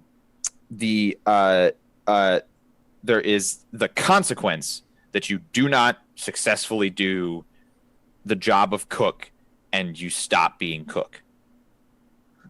There are two opportunities. One opportunity is to impress the crew with your cooking and get in good with the crew. And the other opportunity is to impress the captain with your cooking and get in good with the captain specifically. To try and offset these two opportunities. And if you don't have enough raises, then maybe you only get one of them. You know what I mean? I got you. And I think you've got a huge pool, so you'll probably just be able to do all three things, but maybe not. Still trying to dial this in. Let's make it a 10. Let's go. So for panache, I actually have legendary trait panache. So every time I roll a panache roll, I get to set aside one of the dice, and it is just an automatic 10. So I will roll. Well, I don't know how to just roll 3. There's a plus so 3 button. But I can just drop off that 1 on the end. No. There's a plus 3 button at the top there that you can click. Okay. No, that's not what you should have done. What you should have done was click extra dice next to empathy. Then click next to empathy and do panache, and then click empathy. So I have just rolled the roll that you should have done. Okay. Which by the way makes 4 10s, so you're fine. Unless you insist on clicking the button yourself. No, that's quite all right. Right. But I should not. What I was saying is my panache should actually only be rolling 3, because legendary trait actually just sets one of those dice aside and makes it a 10. No, you still roll, right? You just take the lowest one from your panache. No. It's okay. It's fine. It just I see what he's saying. Actually set aside 1 dice. I see what you're saying. Like, it wants you to do it before you roll, so you don't just select so I can't the just worst take one. the lowest dice and replace it Or with a you 10. could just say you always take the first one, or always fine take the last one. Like you just pick. No. You just make it. You just say in my panache roll, the first one is always set aside as a success. And then you just don't count it. I like Eugene's version better, which is to like click his panache down 1 when he's rolling, and then always just remember that he has an extra 10 on top of that. It'll save us a headache. There's 2 different headaches here. The one headache is math, which I hate more. The other headache is remembering that he has 4 panache, but it's clicked down to 3. There. Okay. So it still doesn't matter. You get 4. Let's see. That's 110 from empathy, then a 9, 10, and then I get 110. So I'm at 3 successes and 2 leftover dice. You're at 4 raises actually, because you have a 10. Another 10, and then you can add the 3 dice together. Or no, that wouldn't make that. That's not enough. Yeah. All right, here's 1. So 5 and 5 from empathy is 10. That's 1 raise. 5 and 4 from empathy is 9. Plus 1 from panache is 2 raises. Then you take my 10 that I automatically get, which is 3 raises. Yeah, but see, you can do it differently. You don't have to do it in order. You do it in the most efficient way. So it's 5 and 5, 9 and 1, 5, 4, 2. I see. So you don't just do it in order. You have to do it most efficient way. The most raises you can make. Efficiency be damned. Okay, so I'm at 4 raises. 4 raises, which means you have 2 left over. Which I should only have 1 left over, right? There was one right. risk, 1 left 2 over. opportunities. Right. So you do all of the opportunities. You avoid the consequence. And I've got a raise left. And you've got a raise left, which you can shove up your butthole. Well, I mean, you can make an opportunity, like say, I use my final raise to prepare for the next cooking day to make it easier. I still don't see... No, because you can't make the opportunity for yourself. Maybe I used my raise to make an opportunity. Oh, no, that was only in dramatic sequences too. Yeah, you can't use the extra raises for anything, as far as I can see. Okay. I mean, you can make an extra meal, maybe. Like you have a raise, like you can maybe you spend that raise to make the meal. Like use less ingredients, but still be awesome. No, but or whatever. I'm not seeing anything for raises left over after all opportunities and consequences. No. In a scene, in a risky scene, you spend a raise to do something, right? So you can narrate that however you want. Like maybe that's only in like action sequences or something. Yeah, no. See, it says right here, using raises. You can get the opportunity, avoid a consequence, get the goal. Okay. All right. Ensures that the hero succeeds, overcomes, spend to take opportunities, spent to create is right. Right. And then, okay, so yes, raises spent to create a new opportunity means your hero can another hero to benefit from her action later. I don't get that. It's not expanded upon at all. An opportunity is just sort of floating, right? Like you can create an opportunity, like I created the opportunity. But I think it wants it to be specific. I just don't know. It just doesn't expand on it. Anyway, we're not going to deal with it because it's just a thing, and we're going to shelve that until we end up talking to whatever, or doing the thing, or finding the Let's Play that we haven't found yet, or whatever. We're gonna shelve that. You have gotten everything that your heart could desire. Eugene, tell me what it looks like insofar as you impressing the crew with your cooking. Tell me what it looks like then insofar as impressing the captain with your cooking. Okay. Well, so like I said, Eric, Son of Eric, is all about talking to people and kind of distracting himself from the Everthirst. But so for the crew, now they didn't have many meals. I think they just had the one terrible slop meal. But like I said, I think impressing the crew is, Eric doesn't have much to work with, but he does try to change it up to, make it so it's not salted pork and bread, and here's some stew, and here's some salted pork and bread. Like he tries to mix it up, like I said, give them kind of a taste of home, because this is going to be over a protracted amount of time. It's not just going to be, one meal. So, it's not Taco Tuesday, but basically think like that. He has theme days in the kitchen where he's like, okay, guys, we're going to have shepherd's pie. Or, hey, I learned to do this thing with a rutabaga that's real. I like shepherd's pie. I bet you do. Okay. I love it. I love it too, man. This is no joke. It's amazing. Anybody who doesn't like shepherd's pie can get the hell out. Who doesn't?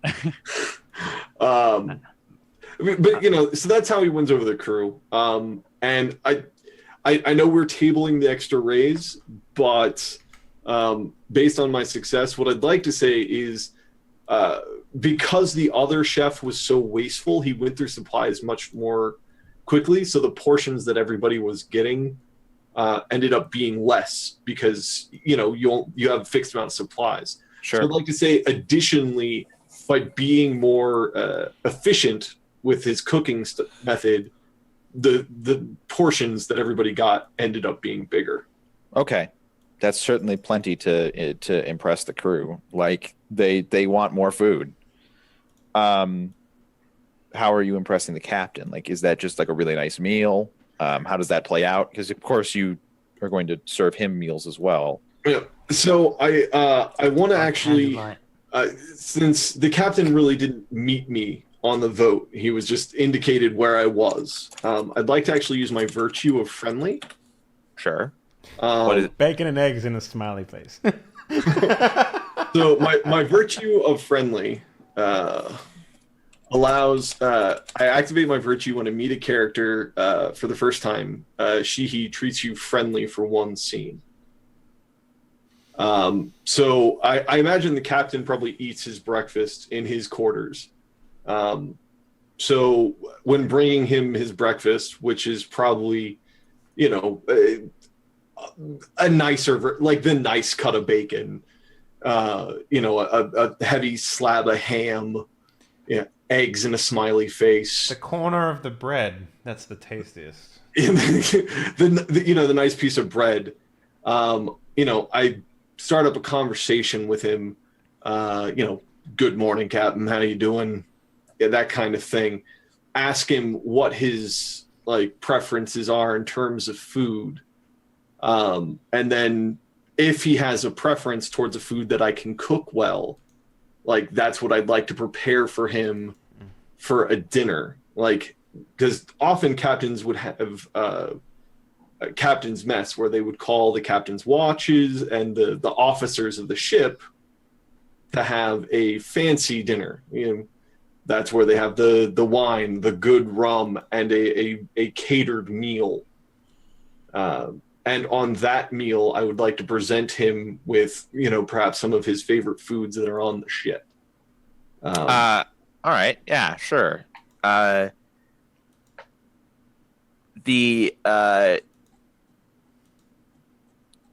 can all occur and be as you say. and the captain will. He's not going to make a fuss about it, though. He just, at the end of your nice, specifically catered and directed meal, he will take a moment to say, it was a good decision by the crew to make you cook. It's a good job. I'm glad you're a cook. Thanks, Captain. And that's like, he's not fanfare or anything. He's not like an extra portion of the loot or something crazy. He's just a quiet, sort of humble acknowledgement. And it's the top of the hour, so we will be back soon. All right. Well, I like Toad in the Hole. Yeah. Toad in the hole's when you cut a circle in a piece of bread and you cook an egg in the bread. No, don't. That's called egg in the basket. Don't fuck with me. Anyway, guys, we'll be back in about 5 minutes' time. I'm going to run some ads. Thank you very much for watching. More pirates to come. Maybe we'll do some pirating. Who knows? Maybe. We've done thieving and cooking. Pirating's the only thing left.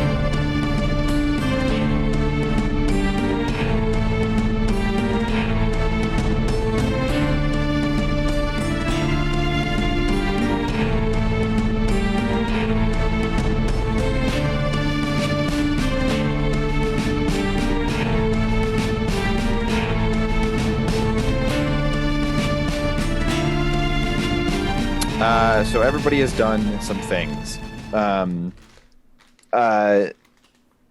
Let's start with Captain of the Watch and Ricardo's meeting. Ricardo, this is really just about what you tell the Captain of the Watch about your skill set. Okay. So it's like, what do you choose to tell her? And or do you lie? And then does she believe those lies? Can I get an idea? I mean, I have sailing 1, right? Can I get an idea of potential jobs from that? Not so much, because you're not. No. Well, first of all, no, because sailing 1 is like scrubbing the deck. Okay. You have been around boats. But what I will say is I will remind you that in your recent interaction with her, she seemed very amicable to the idea of you attempting to get a new job. Yeah. And so, like, maybe just being a straight shooter here is the best thing to do. To, like, tell her what your actual skills are, and is on board with trying to help you out. So basically, before the actual shift begins, like, she's on deck. She expects you to be there. You paid to be there on time, so you actually show up on time, and you're fine, and you're not exhausted. And she's like, all right, sailor, you're punctual, at the very least. So tell me about your skill set. What can you do? What is your past, previous jobs? Okay. So I don't have any reputation, so I can't use my reputation as a master thief to just be like, blah, blah, blah, like. But what I want to do is I want to regale her with stories of my exploits in Pereza, in the fact that I consider myself to be a thief of an outstanding nature, and that my entire direction for being on the ship is to move on to more exciting and bigger ventures to put my skills to the test. And then I go through and tell her, specifically the exploits that I tell her about, like my high flying, like capers, basically. Well, she's going to stop you before you get your long-winded recounting of many different capers. No, they wouldn't be long-winded. That's the thing. I tell her. She's going to stop you anyway. She says, well, that's all well and good, sailor, but thieving doesn't make a ship go, and we don't need anything stolen while we're at sea, per se.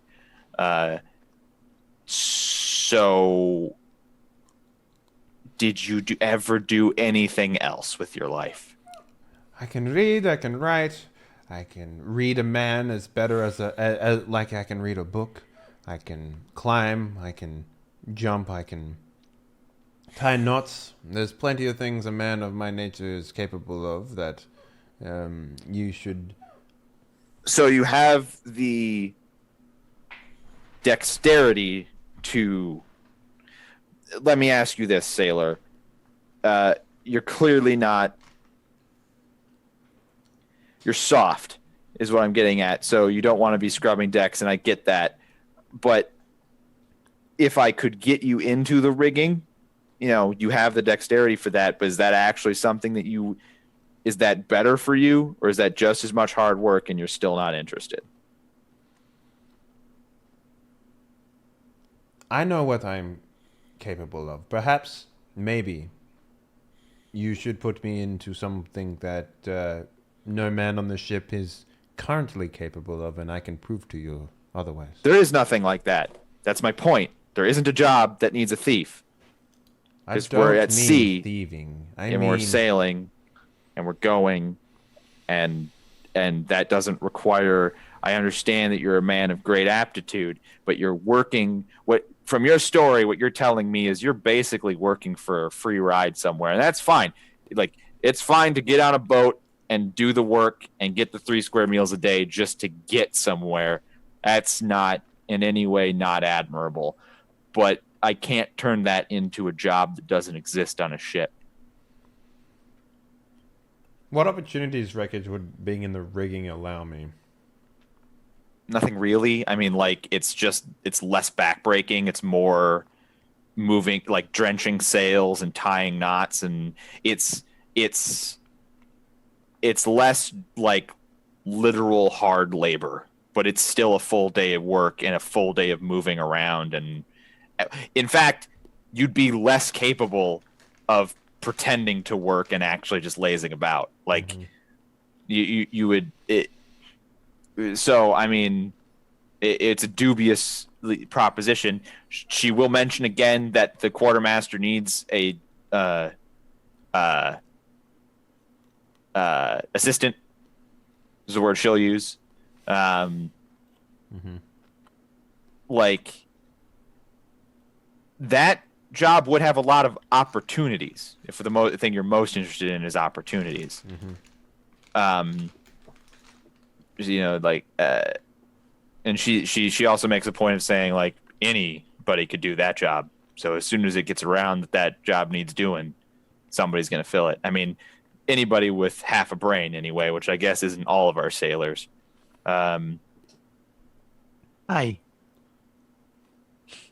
She may be thinking about Stone when she says that, but she doesn't specify. Well,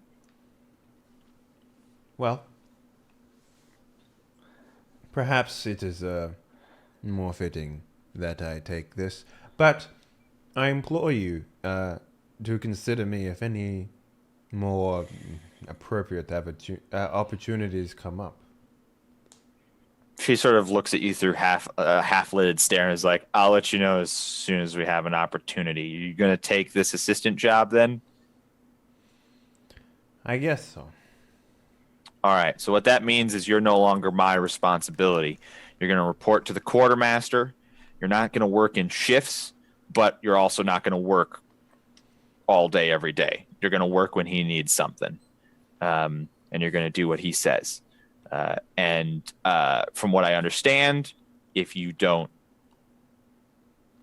slack off, he seems to be very punitive. So, you're no longer in my department. You're no longer my responsibility. It's not my job to make sure you're not slacking off, etc. Just letting you know. Well, that does not mean that we still cannot work together. If anything comes up, I will try to make myself available to help. And when, my actual skill set comes to be a needed necessity, perhaps you should think of me. Sure thing. All right. Well, I go meet this fucking guy who's going to be my whipping horse, I guess. Right. So, quartermaster has a labeled one of the offices, basically one of the quarters, private quarters. Like walk up to it, knock, that sort of thing. Knock, enter. Knock, enter. Oh boy. So you knock and enter at the exact same time. Well, I knock and then I enter. I don't, like, as I'm opening the door, knock. That's weird. So, well, I mean, it's kind of sounded like what you described. You knock and then give a pause and then enter. And as you walk into a very cluttered place. There's a lot of stuff wrapped in canvas in here. A lot of stuff that looks like it wasn't previously here, but like has been started to be moved to here, like wrapped in canvas. Like a lot of there's like a workbench out, and a lot of pistols are on the workbench being cleaned or disassembled and reassembled. Not that there's a lot of assembly in a flintlock, but you know there's enough. And there's just this hulking fat man in the bed sleeping. Well, is he sleeping? Okay. Yeah. I knock even louder. Snore. No, I'll just walk around the room and see what I can find. It's there's a ledger which has the shot, the powder, the cannon, the pistols, cutlasses, etc. Like the number of things that are in possession of the ship, the number that are in a certain amount of repair or disrepair. Can I get an idea of what he was working on? Nothing in particular. Like he's been putting back together some broken flintlocks, it looks like. There are like one of the cannons he deemed unusable, and he's wheeled it in here to make sure it doesn't get used.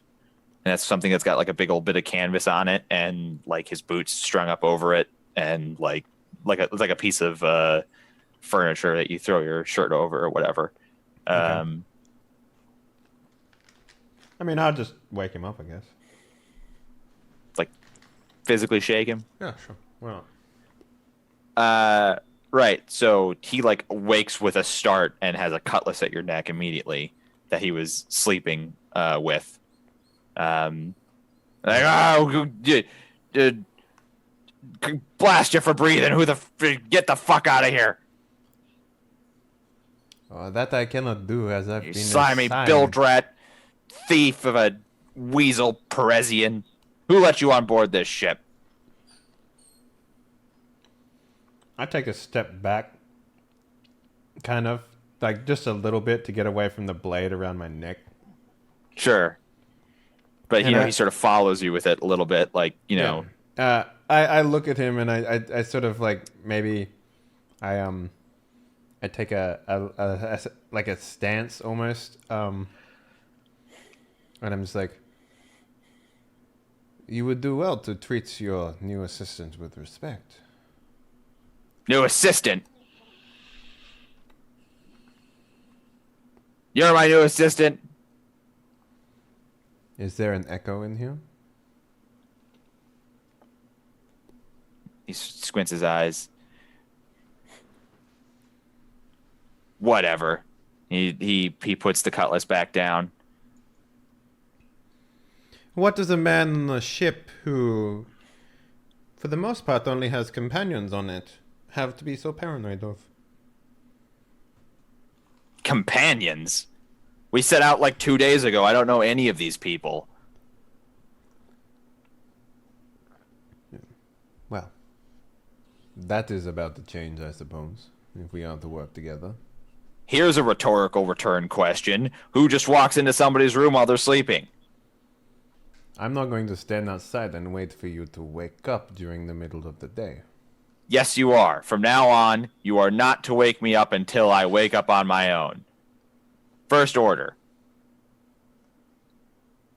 I sort of that means I look at him just like with just like the nerve of this motherfucker sort of look, you know, like he's your commanding officer now. Second order. I need you to go down into the hold because you're the last person who had your job miscounted the number of shot for our flintlock pistols. And that's the job I don't want to do. So you're going to go down to the hold, and you're going to come back up, and you're going to have an accurate account of how many shot we have for our flintlock pistols. How much was written in the paper, in the book? In the ledger, it says that you have 500 shot. Was it more or less than the 500 written in your ledger? It sounds like that's your job. Weird. So let me get an understanding of this correctly. You double-checked his work by recounting everything and found that his account was wrong? No, I know that we don't have 500 shot. Then why do you make a man count? Because it's your job. And if you want to keep this job, you're going to go do it and not ask any more stupid questions. Everyone's like really hostile on this boat. Yeah. So I will look him over once more and I'm just like... Captain's not so hostile. And if there is 500, what then? I suppose you throw me off the ship?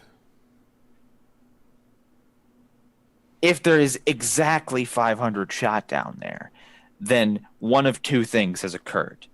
Either I'm wrong, or you've miscounted. I will come back with a number less than 500 then. Or more.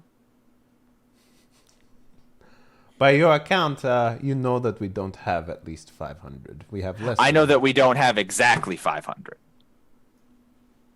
And you want exact number, is that right? Yeah, we're going to count every single shot. We need to have an accounting for the ledger. What if we get into a fight? What if we're marooned? We need to have these numbers on hand so the captain and the command staff can make strategic decisions based on our supply lines. That is indeed a correct assumption, but are these items, are they secured? You seem very paranoid. Are you assuming that people are taking from our stocks? Shot's a weird thing to steal. Sailors aren't allowed to have a flintlock in the first place, but even if they were to sneak a flintlock, they'd probably already have the sucker loaded, and they wouldn't need to steal extra shot. Nobody who's going to be clandestinely taking pistols or whatever is going to be stopping to reload, I guess, is my point. And we're not missing any pistols. Well then, wouldn't counting them be a fruitless endeavor? You're either going to go count those fucking pistols or you're going to get back to swabbing the deck. And I'm not going to tolerate any more inane, stupid, and what's the word I'm looking for? It's a word that means it's not your job to be asking these questions. I can do a lot for you. I can help you with a lot of things. Yep. Counting. And you're going to go help me. Yep, you're going to go help me by counting those shots. Well. And it's only because I've just woken up that I'm in such a good mood that I've put up with this much questioning. Go do it, or you're fired. And, are you going to give me any utensils to continue the count, to make an accurate accounting of this? Pen, paper, ink, what have you? Sure. He will give you a little journal and a writing utensil. Mm-hmm. Not a lot of loose paper, and sort of the notebook hasn't been invented yet.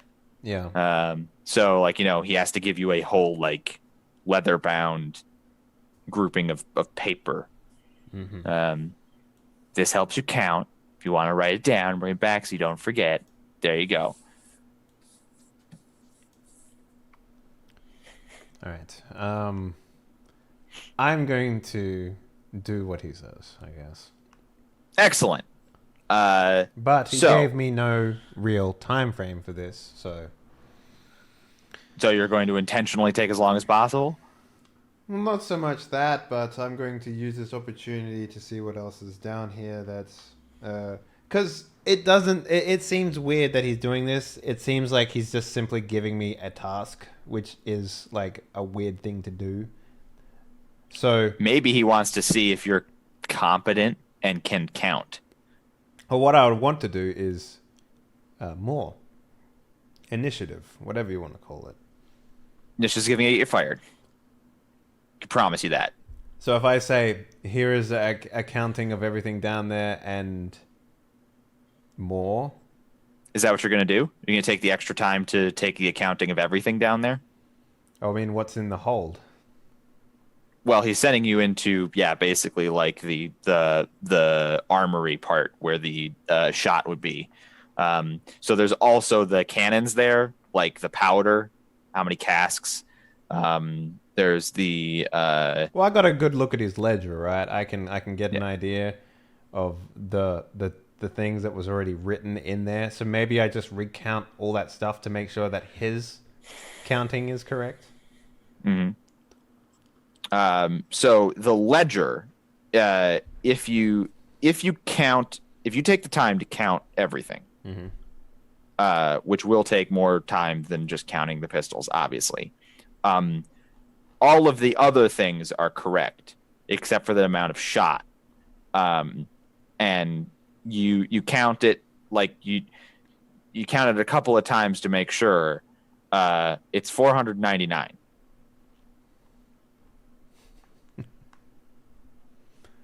Yeah, so I go back to the man and I'm just like, What took so long?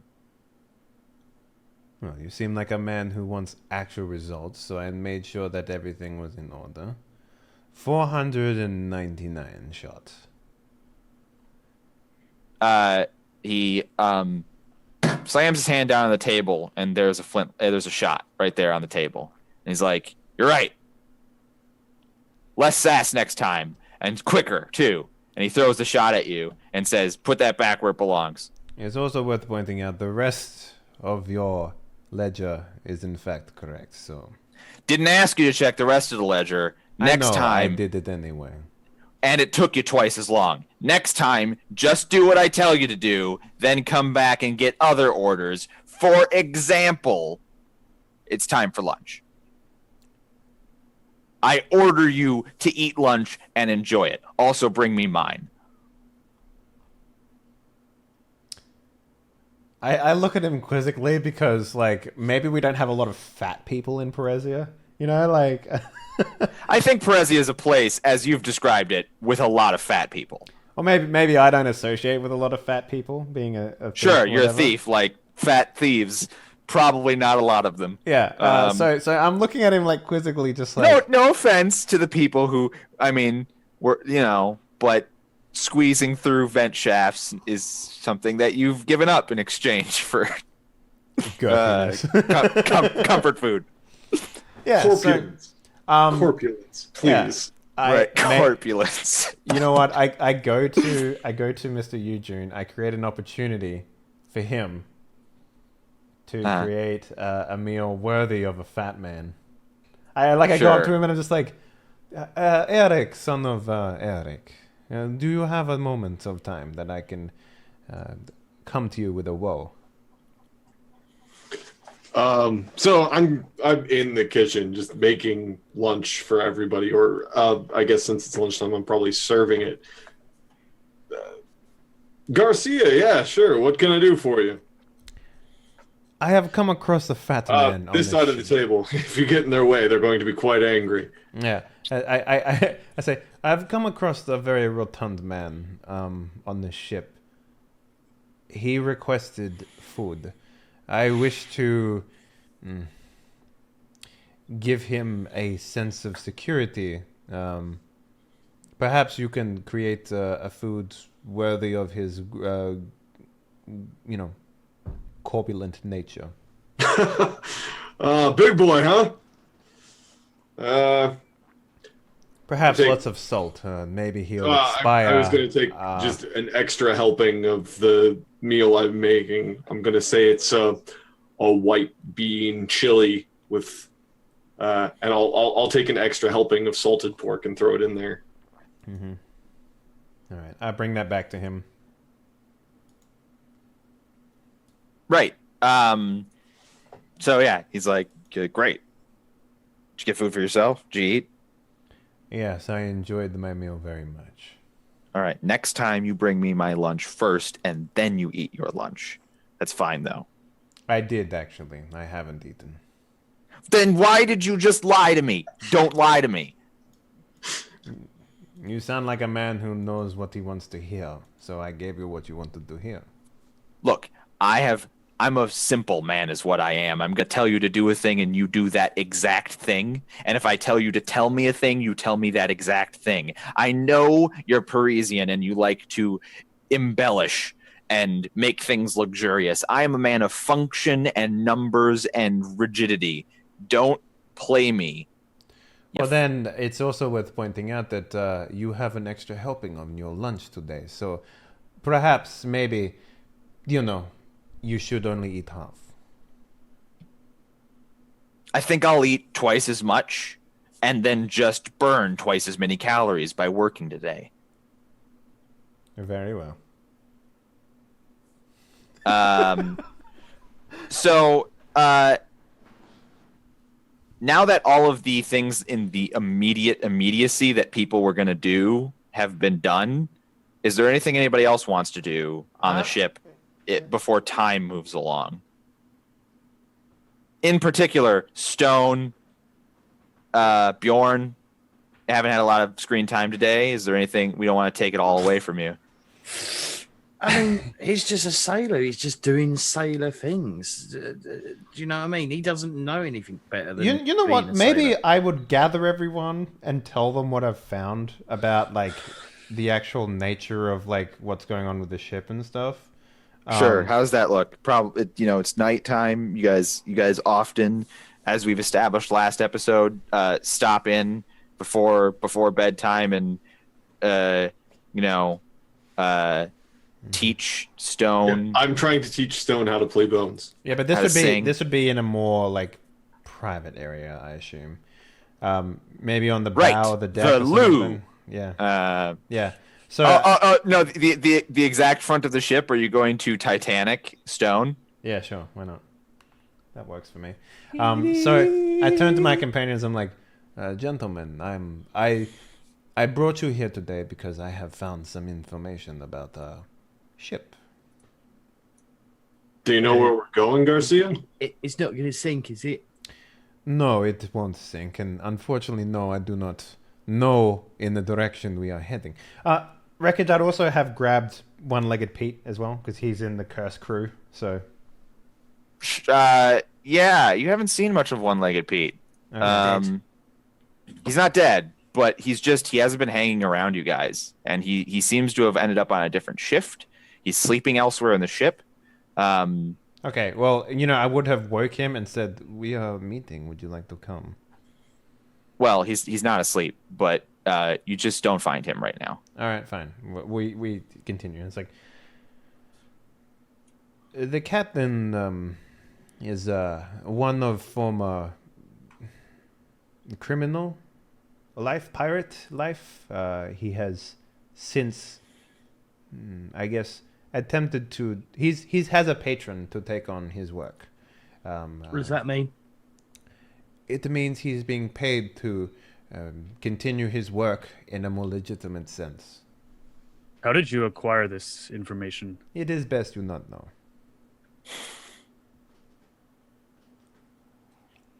That sounds like could be trouble, Garcia or Ricardo. Garcia. This sort of information. Perhaps we should just call him Weasel. No, please don't. I heard someone say that you were called it by that captain of the Night's Watch. Oh, not Night's Watch. The captain of what? The what watch captain. The watch captain. Thank you. She has a very low vocabulary. Don't put that on her. Don't put that on me. What does that mean? She seems perfectly nice to me. Yes, well, What's the Volo co? it means okay. you cannot speak many words. Okay. So, this information, it is best you keep it within ourselves. But there is an opportunity for us to potentially find members of this crew who were a part of the original crew, and maybe work our way in towards the inner circle, and perhaps find ourselves a bit of adventure. Can I? I think we gathered. This I'm before. a seat, right? So even though I'm a bit fucking thick, right? I will probably be able to go. Here's someone who sailed before. Here's someone who sailed before. Here's someone who sailed before. He's got no fucking clue.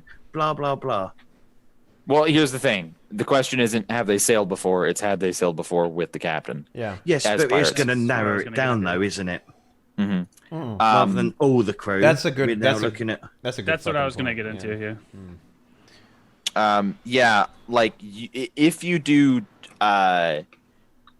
in the various shifts, there are so it's 3 shifts, about 4 people a shift, maybe 3 to 5, give or take, are like they're scrubbing the deck and have clearly never been to sea before. Okay.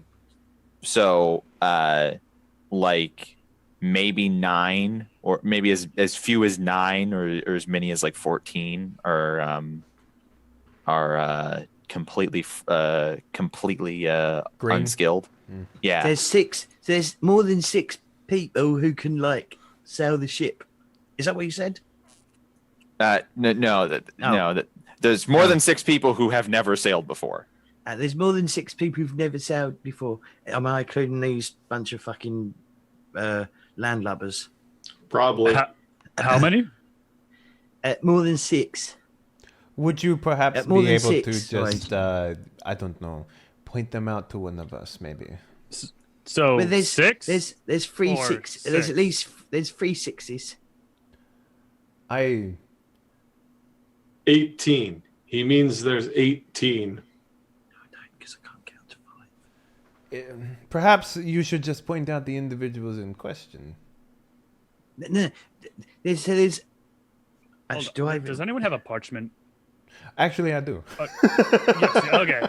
Do you have something to write with? Actually, I do. Okay. Make a mark for every person on this parchment. Could you do that? Sure. I'll dip the pen thing in the ink, get it all up my hand, and just Be careful. That Start ink marking. is quite expensive. So how- like break the tip of the. You really should have seen that one coming. It was worth a shot. Well, anyway. Stone, suggest- Stone, my good man. How about at lunch you just go ahead and show us who doesn't know how to say it? What is he going to do? Point them all out? Yeah. I don't see why not. It have seems quite. We can have a special lunch meeting of all of us unseasoned salt of the earth sailors. Get together, try to get better at this whole sailing thing. Stone can teach us the riggings.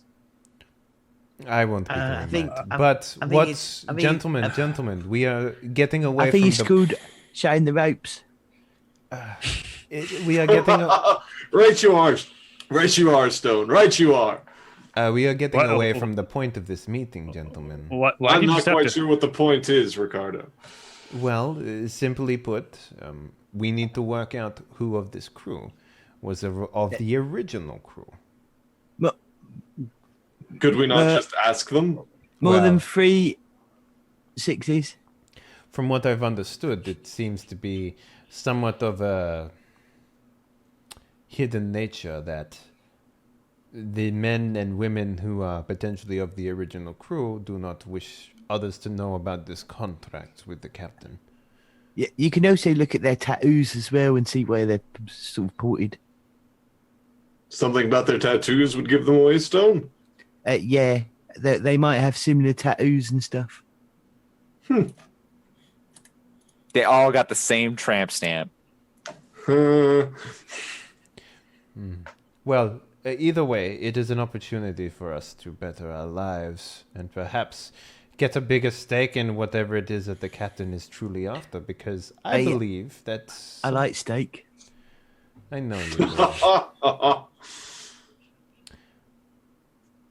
Well, it has been a very pleasant experience interacting with you all once again. I will leave you to your boning. You should really join us, Ricardo. Stone is getting much better. He only eats the dice sometimes. I don't eat. Why would I eat bone? I'm not that stupid. It was a joke, Stone. I apologize. All right, that's where I'll leave it, I guess. So does anybody else want to do anything? There's going to be a time skip of a couple of days. Yes. What would you like to do? Right. My first port of call will be showing. Hang on. Will be showing Bjorn the ropes. Literally. Actually showing him how you don't have to scrub the best way to like do things, cut, be able to cut corners so he doesn't have to like fucking do it all. Show him how to tie a rope properly, how to climb the rigging properly. But also while I'm doing that, I'll be speaking to the crew, especially the ones that I know have sailed before. Keeping an eye, which is most of them, yeah. Okay. So you're gonna speak to the crew about, and just find out, just casually say, how many of you worked with like Mr. Ratbeard before, Captain before and stuff. Because being on a ship, that would be quite a common thing. He would use the same crew, and it would probably be the same. It's just a standard question. Yeah, no, it's a totally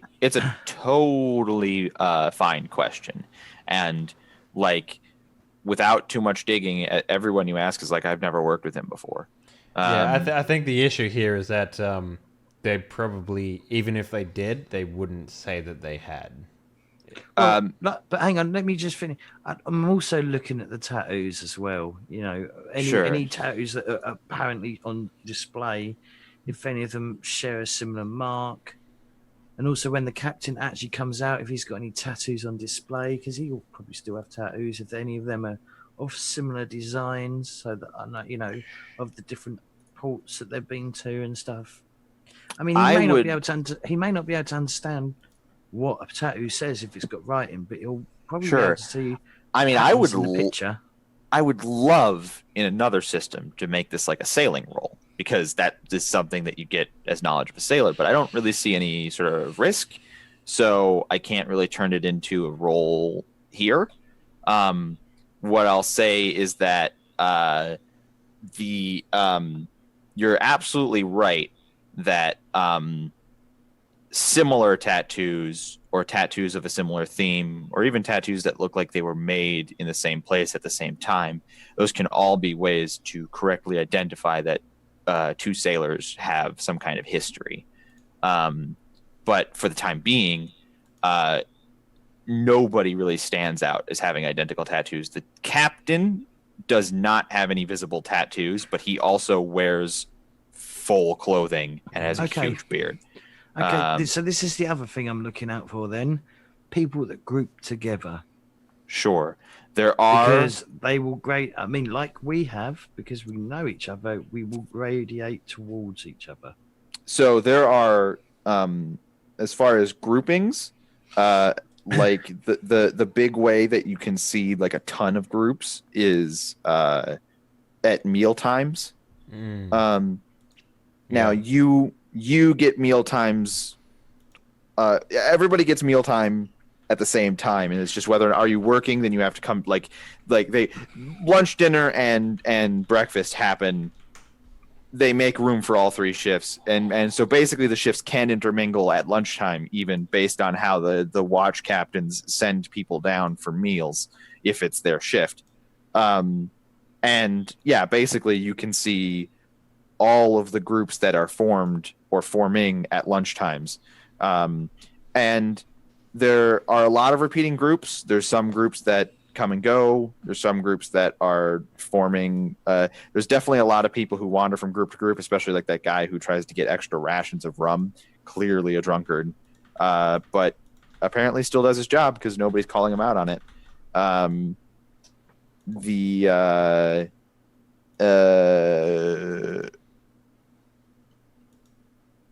The captain takes his meals in his private quarters and does a lot of, so like he's not grouping with anybody, you know, he's not sitting down with a group of people who sit with him.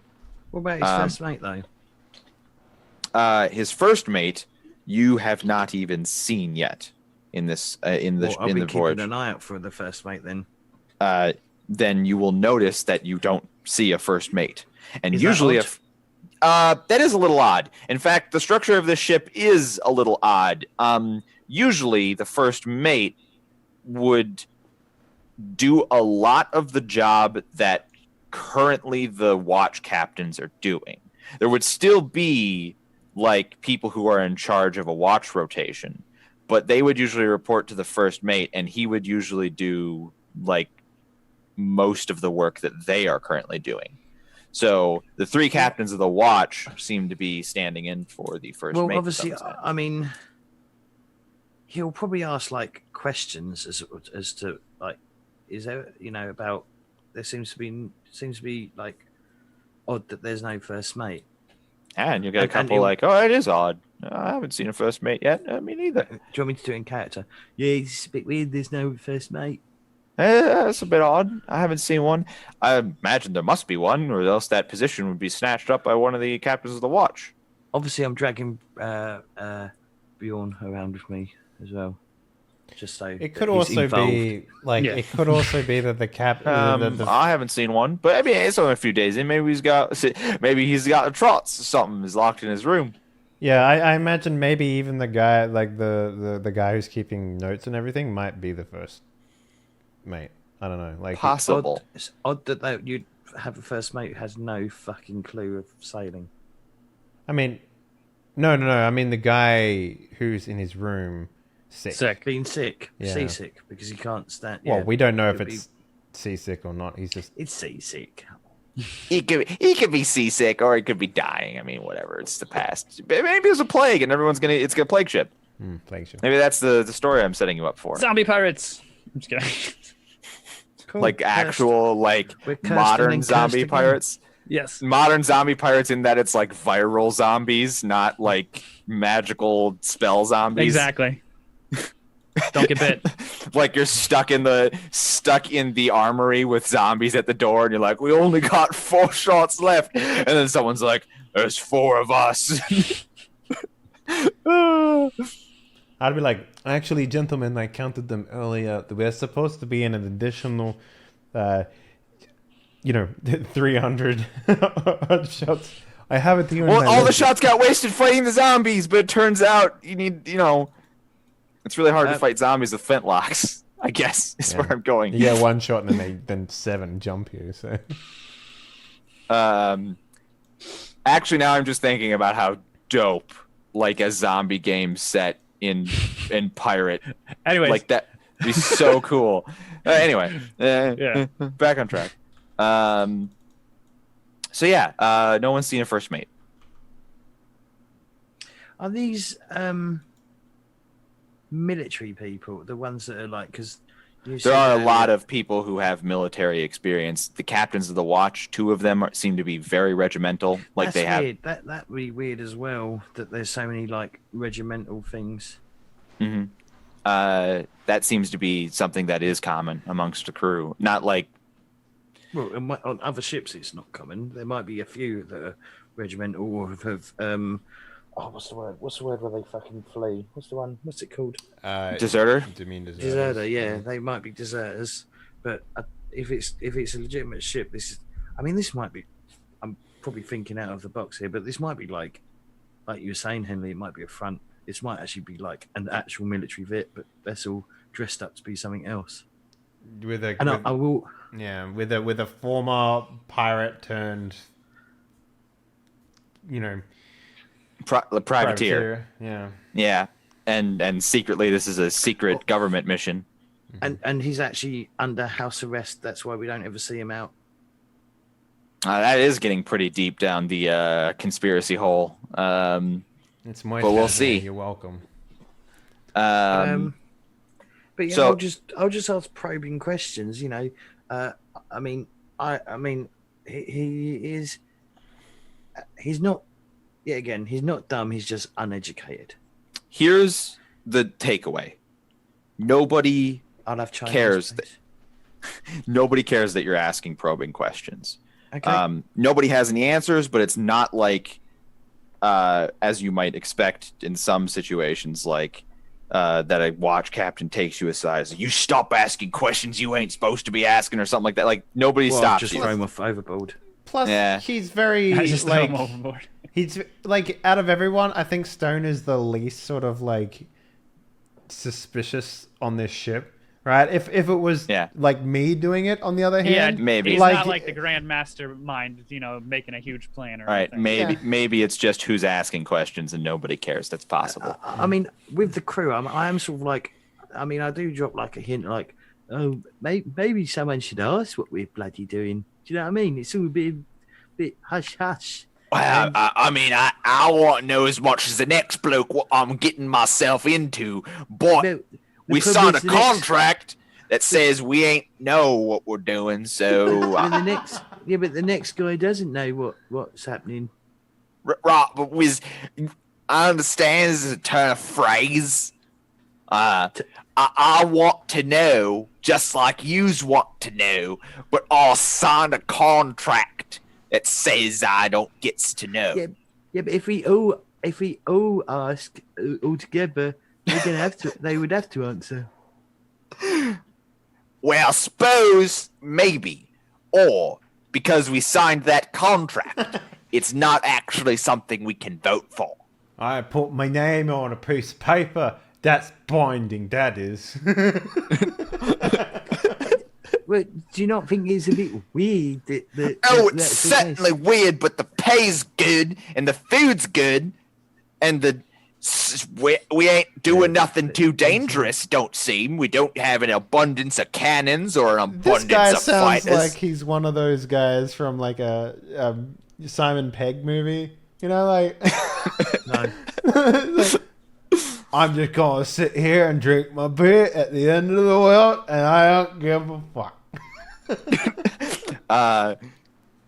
We don't have an abundance of weapons or an abundance of fighters. Are you trying to be English? I'm just doing a weird piratey thing accent. You don't have to worry about it too much. All right, because I thought my English sensibilities were about to be offended. There's like 25 accents on England anyway, so it don't really matter. Yeah, I don't think that one exists though. No, anyway, not really. Anyway, so I'm like to Bjorn. I'm going, yeah, this is very weird. The way this has all been, set up. They do. I understand that some captains keep it to themselves so that that there isn't like a mutiny and you take the stuff off it, but you generally have a rough idea of what's going on. It's true. You generally do. Have you? So Have you served on many pirate ships, Stone? Or you just merchant work mostly? More than well, sort of. I'm asking James, the player, not Stone, the character. If he's worked on a pirate ship, he probably didn't realise. Okay, that's great. Perfect. What you mean we're going to take on another ship? That seems weird. Oh, they stole from us? Well, that seems fair. Yeah. Oh, God. So, so I'm like, it's very weird that we don't know what's going on there. Yeah, I'm not going to be false with you. I have no idea how this is supposed to work. I'm not one that sails very often. I know yeah, I know my way around a boat, but Do you? What's that called? what are you pointing at? Probably the mast. It's like yes, The wind I mean, catcher. I know how to build a boat. I'm from Thrin. I know how boats are made. I know what boats are like. What a mast is. Oh, do you? Yes. Oh, well done. I pat him on the back. Like, I pat him on the back. Like, he sort of staggers forward. Yeah, man, you got a hefty hit there, man. You gotta settle down. No, I don't want any kids. Got him. Yeah. So with Bjorn and Stone's line of questioning, Eric impressing people as chef, and Ricardo getting a new job. I will also. I didn't finish what I was my train of thought anyway. All right. I would also approach Eric to keep an eye out on groups of people that group together during lunch breaks, because we can't see every shift. He can. Yeah, Eric. Stone wants you to look at groups of people. Are you gonna do that? Yeah, I'll be like, yeah. Can you see like people that group together in more big people groups? Sure. And just keep an eye on them. And if you can hear anything, like have a good old butchers at what they're like doing. Okay, I mean, you know, Eric every lunch shift is like feeding people and talking to people and listening to them and bullshitting with everybody he can. So, yeah, Eric can keep an eye on which groups are hanging out. But I mean, he's literally going to try to, you know, yeah. Eric is basically like, you know, everybody's buddy, you know, kind of older brother type, you know, favorite uncle type of dude. I imagine you actually as a hover waiter, but that's okay. Well, the thing to remember about Eric is how's the food? He's in his upper 40s, 50s, so he's not a young man.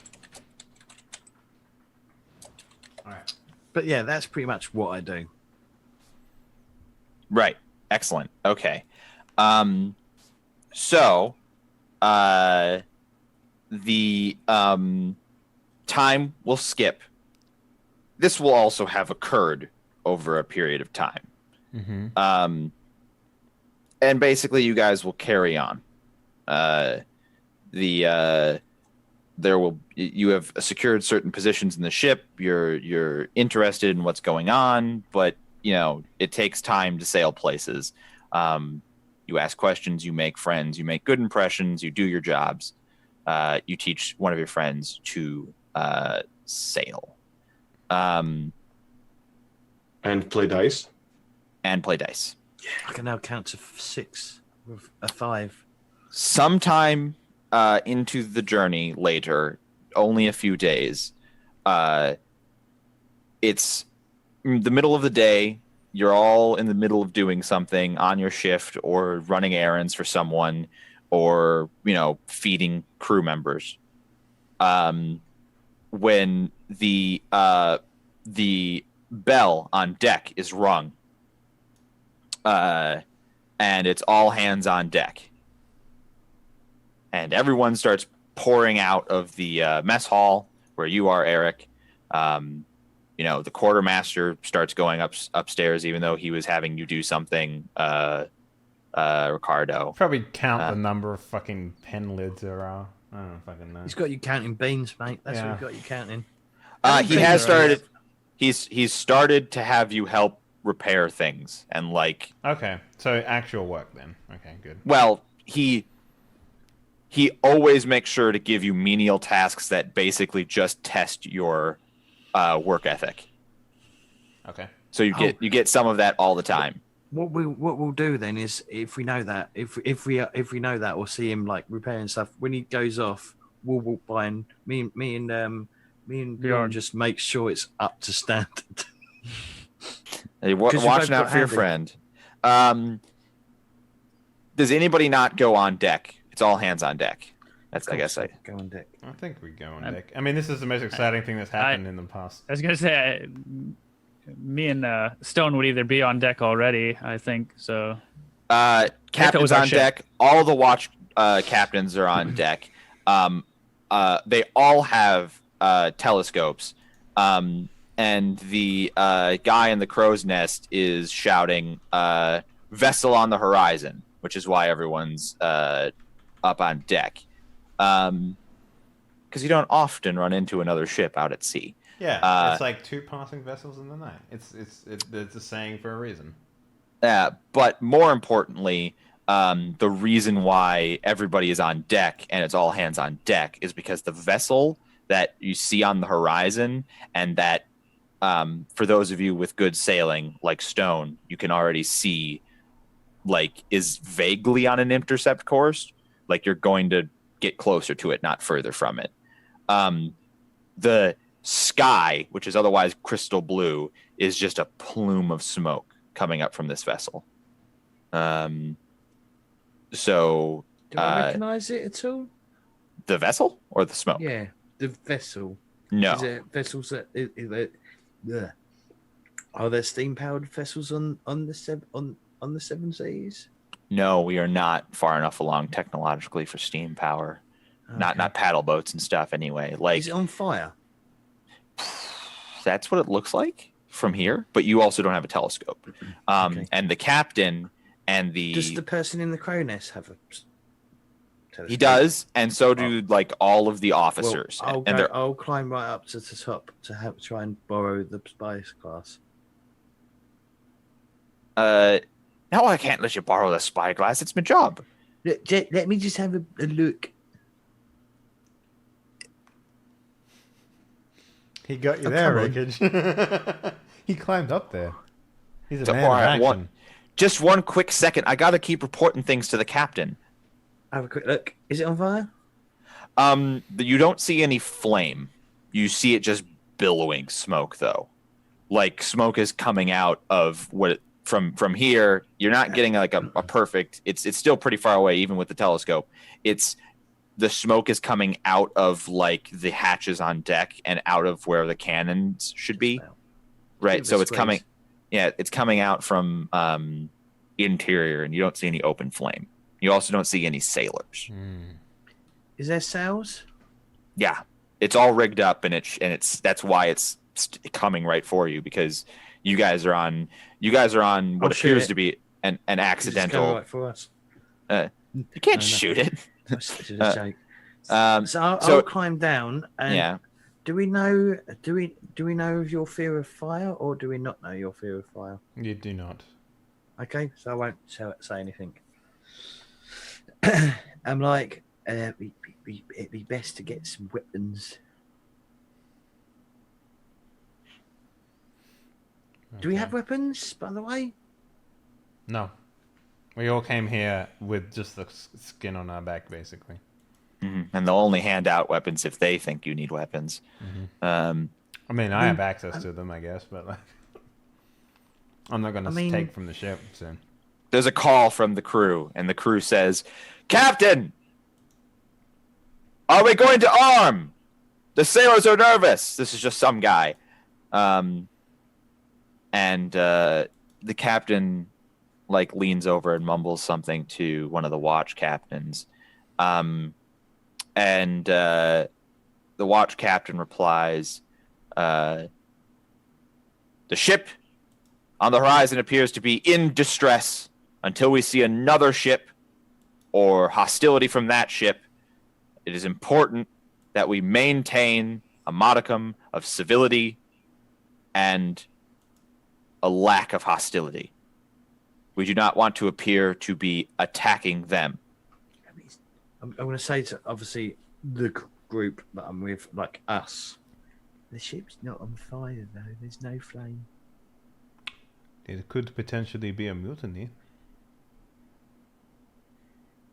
But it's coming right for us. Well, I mean, a mutiny with a crew that is no longer driving the ship. Right. Okay. slide. I pay Sorry. no attention to his correction.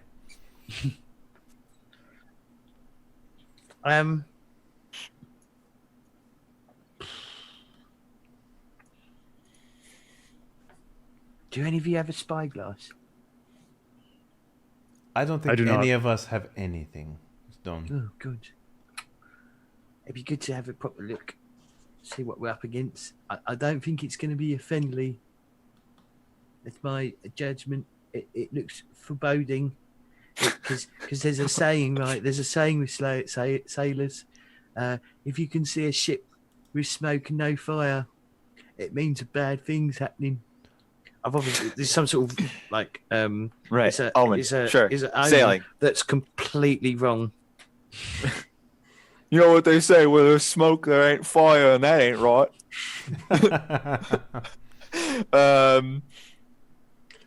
It sound like this, I'd take a drink, but, well, you know.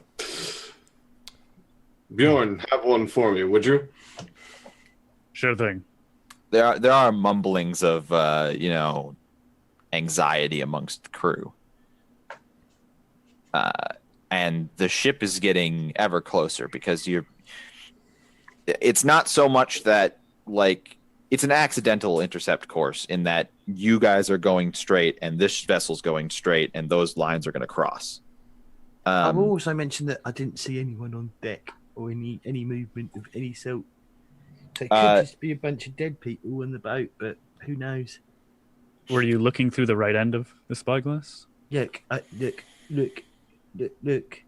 look through the smaller end, and it makes things appear closer than they are. I just had to ask.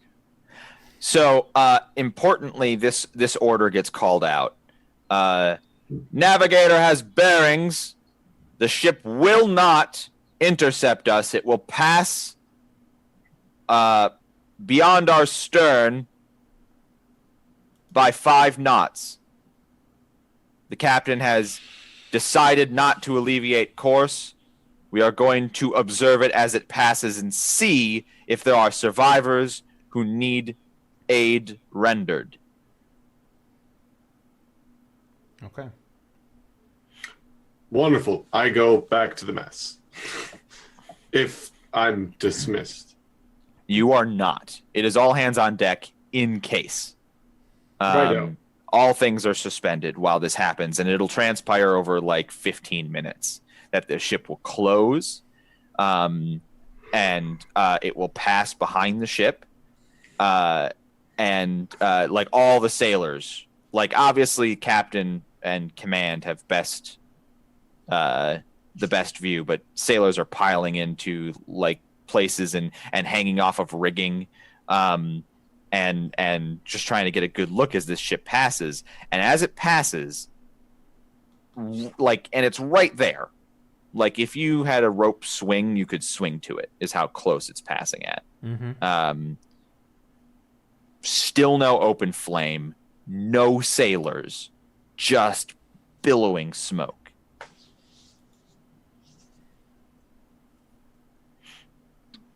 So it has passed us already? Or we've passed it? It's passing. Passing. It's like right How there, close? right at this moment. Like another ship could barely fit in between you. All right. Stone, is this common? Can I quickly use the bathroom, please? Yeah, we're gonna actually end here. Oh. So if you want to get up and go, that's totally fine. What did you ask me? I just asked you if this was normal. No. Right. I didn't think so, but you So never know. we're going to end Please. on the perplexing order by the captain to bring the vessel around and board the mystery ship. Cool. The bad omen. Right, give me 1 second. I'm literally going to be 1 second. We'll just do other people's outros while he evacuates his emergency bowels. Thanks for that. So, guys, hope you enjoyed the session. Let's go around and do some shout-outs, I guess. Let's start off with Mr. Eugene. What up, sir? Hey, man. Hey, Another dude. episode of pirating. And it sounds like next episode we might do some pirating. Scavenging, I think. Is the word. Listen, we're getting our legs underneath us. I hear that's the process. You go out to sea. You don't have your sea legs. You gotta have your sea legs to pirate. I'm glad that we're getting there. Mm-hmm. I think we're getting some more confidence in how the system works.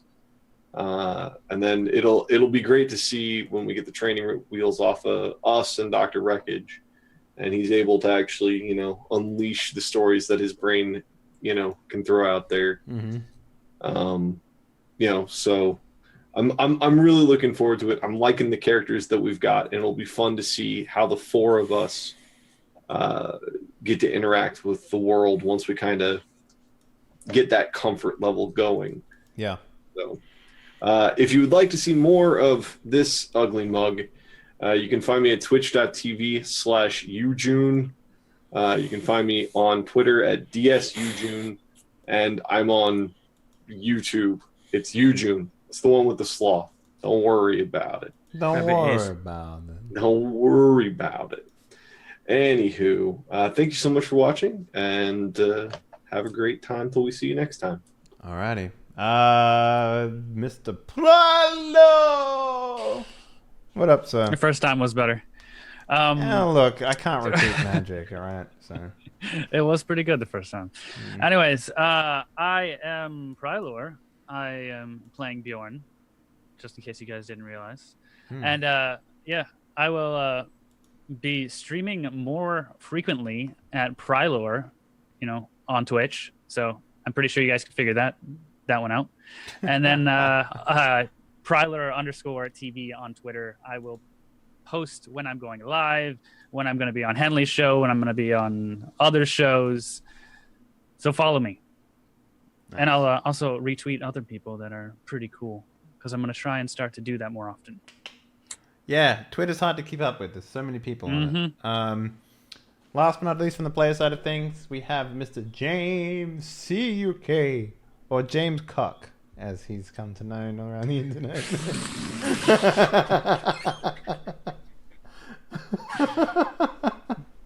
Whatever.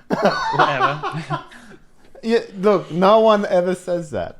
All right, the fact that you mentioned it means that I'm going to mention it now. It's true. Trust me. Okay. Anyway, hi, I'm James the UK. Follow me on James the UK on Twitch and Twitter. Nice. I play streamy stuff. I stream. No, oh god. I do stuff on streams. Good stuff. Maybe good stuff. Average stuff. Okay. It's all right. We'll get you should there. check me out. Yeah. You should check me out. He does a lot of tabletop role-playing games and RPGs, I think, right? Anything and everything. I'm like a whore. No, shit. I'm like the whore of the gaming world. There we go. That makes sense. I try anything once. You're suck dick for games. Right, got it. Yep. Yeah. I'm that poor. And last but not least, we have our game master for the session. The man who finally is grasping the system, maybe. I don't know. That's hard to say. Dr. Wreckage, PhD in understanding. What up, sir? How you doing? Hi, everybody. Had a good time. Very excited to continue to tell the pirate story. Really hope to get a handle of these rules. I'm still very stressed out by my lack of understanding of them. I'm not used to to being so incompetent with the rules. I'm used to being a little incompetent with the rules. I'm not used to being so incompetent with the rules. So hopefully we can get that addressed. Hopefully also I get some of the stuff in my life a little bit more under control, so I have to stop ending shows early. But hey, Polyrhythm's canceled, so I'm gonna have more free time, and that's probably gonna result to better GMing experiences on LA at Night and Dead Man's Crest. Sweet, I'm all in for that. So join us again on Monday, where we will once again be playing vampires who vampire in the Vampire. Is it Masquerade or Requiem? It's Masquerade. I would never play Requiem. Ugh. They have like weird owls or something. I don't even know. Flesh That's owls. the newer one. That's the one. Yeah. We're playing specifically the 20th anniversary edition of Masquerade. Of Macaroon. And they're coming out with a 5th edition.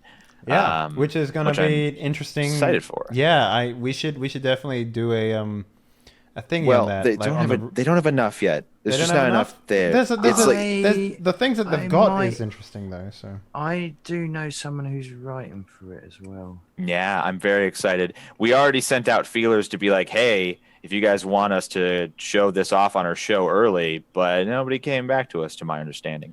I mean, I don't use Skype anymore, so I might. He might have. I don't know. We'll see. You just didn't check for a response? No, I did. It was a couple of weeks, so normally he gets back to me, but I would be stoked because it seems to be taking it in the right direction, but I'm worried that they might change too much stuff like narratively, but we'll see. I'm very excited and I'm very willing to put the work in on it. And I just got another notification that says I really have to go. Right. My phone just told me that I really have to go. Sure. So leave your camera on. I'll it's fine. All right, guys. Thank you very much for watching. Make sure you go follow Wreckage on Dr. Wreckage on Twitter. All one word, big words, because he couldn't get the DR. Anyways, guys, thank you very much for watching. Hopefully you enjoyed tonight's session of Die Party Dead Man's Crest. So follow if you haven't already done so, and subscribe to feel like a boss and get access to the cockpit. So let's talk about what's going on in the future. So tomorrow we have a Die Party drawing board because Polyrhythm has been cancelled. And that drawing board episode is going to be me learning the rules for Shadowrun Anarchy, which is a rules... a less complicated, narrative-focused, here's we go, I found the right words, narrative-focused version of 5th edition for Shadowrun. Should be a very interesting experience because the next game that's going to be taking over Polyrhythm's space is a Shadowrun game. So far, we've already got June, James, CUK, maybe Prowler, I don't know. He hasn't decided yet. Saw Fang and Doc Gast as our players for that, so that should be really interesting. Did you say it's going to be DMing? Me. No, you? Me. Mm-hmm. Yes. And that should be a pretty interesting experience. And also this Sunday, we have the first episode of Die Party Embers, which is a brand new game to take over the Whiskers and Whiskey slot, the Mouse Guard slot, using the Torchbearer system. And that's going to be Eric. Yeah, that's Eric Vulgaris. That's his Jimmy Jams for sure. He's going to be running that. It's going to be the same crew as Mouse Guard because it's sort of like, all right, training wheels are off, same mechanics, let's go. What's happening with Mouse Guard? Oh, we finished the story, the first season of it, at least, anyway. Because I watched a little bit of it. It's a really cool concept. Yeah, it is. Yeah. The problem with Mouse Guard is like it tells one flavor of story, right? And it's very good at that flavor of story. It's just we wanna give it a break and come back to it with the second season. So should be interesting. I can understand that. Yeah. Yeah. What sort of flavor? Salt and vinegar? Cheesy. Valiant Really mice solid? would be the flavor I would go for. How many blades did I lose to birds? Just one. Also this Friday we have Board Games with Bearded Bros Regrowth. We're going to be playing the Firefly board game. So that should be fun. That starts at 10 a.m. PST, so make sure you come around for that. And So you have to be a bearded bro, like bearded to. no, we have a female host. So it's impossible. You for have him. to own a beard. Yeah, I mean, I'll have to have it on all time. the joke is, You don't make them like use a marker. asterisks may not include beards. Like that's the sort of the joke of the show is that it's or just brohood. It's just Or dumb. brown. Yeah. Well, Well, I I mean, stuck on a beard. How would that work? I've got. I reckon James can grow a fucking gnarly beard. I reckon Never he can. never been able to grow a beard. Do ever. it. Wow. Do it for us. Do it. My face itches. Anyways, guys, thank you very much for watching. We'll be back later today with the daily stream, which will be, more Divinity, right up until the release of Destiny 2 on the PC, probably most likely. So, yeah, that's pretty much it, guys. Thank When does it you. get When does that released? come out? 24th of October, I think. Hopefully, I can afford that. Yeah. So thank you very much for watching, guys. We outie, and remember, it ain't a risk if you don't raise it. Good night.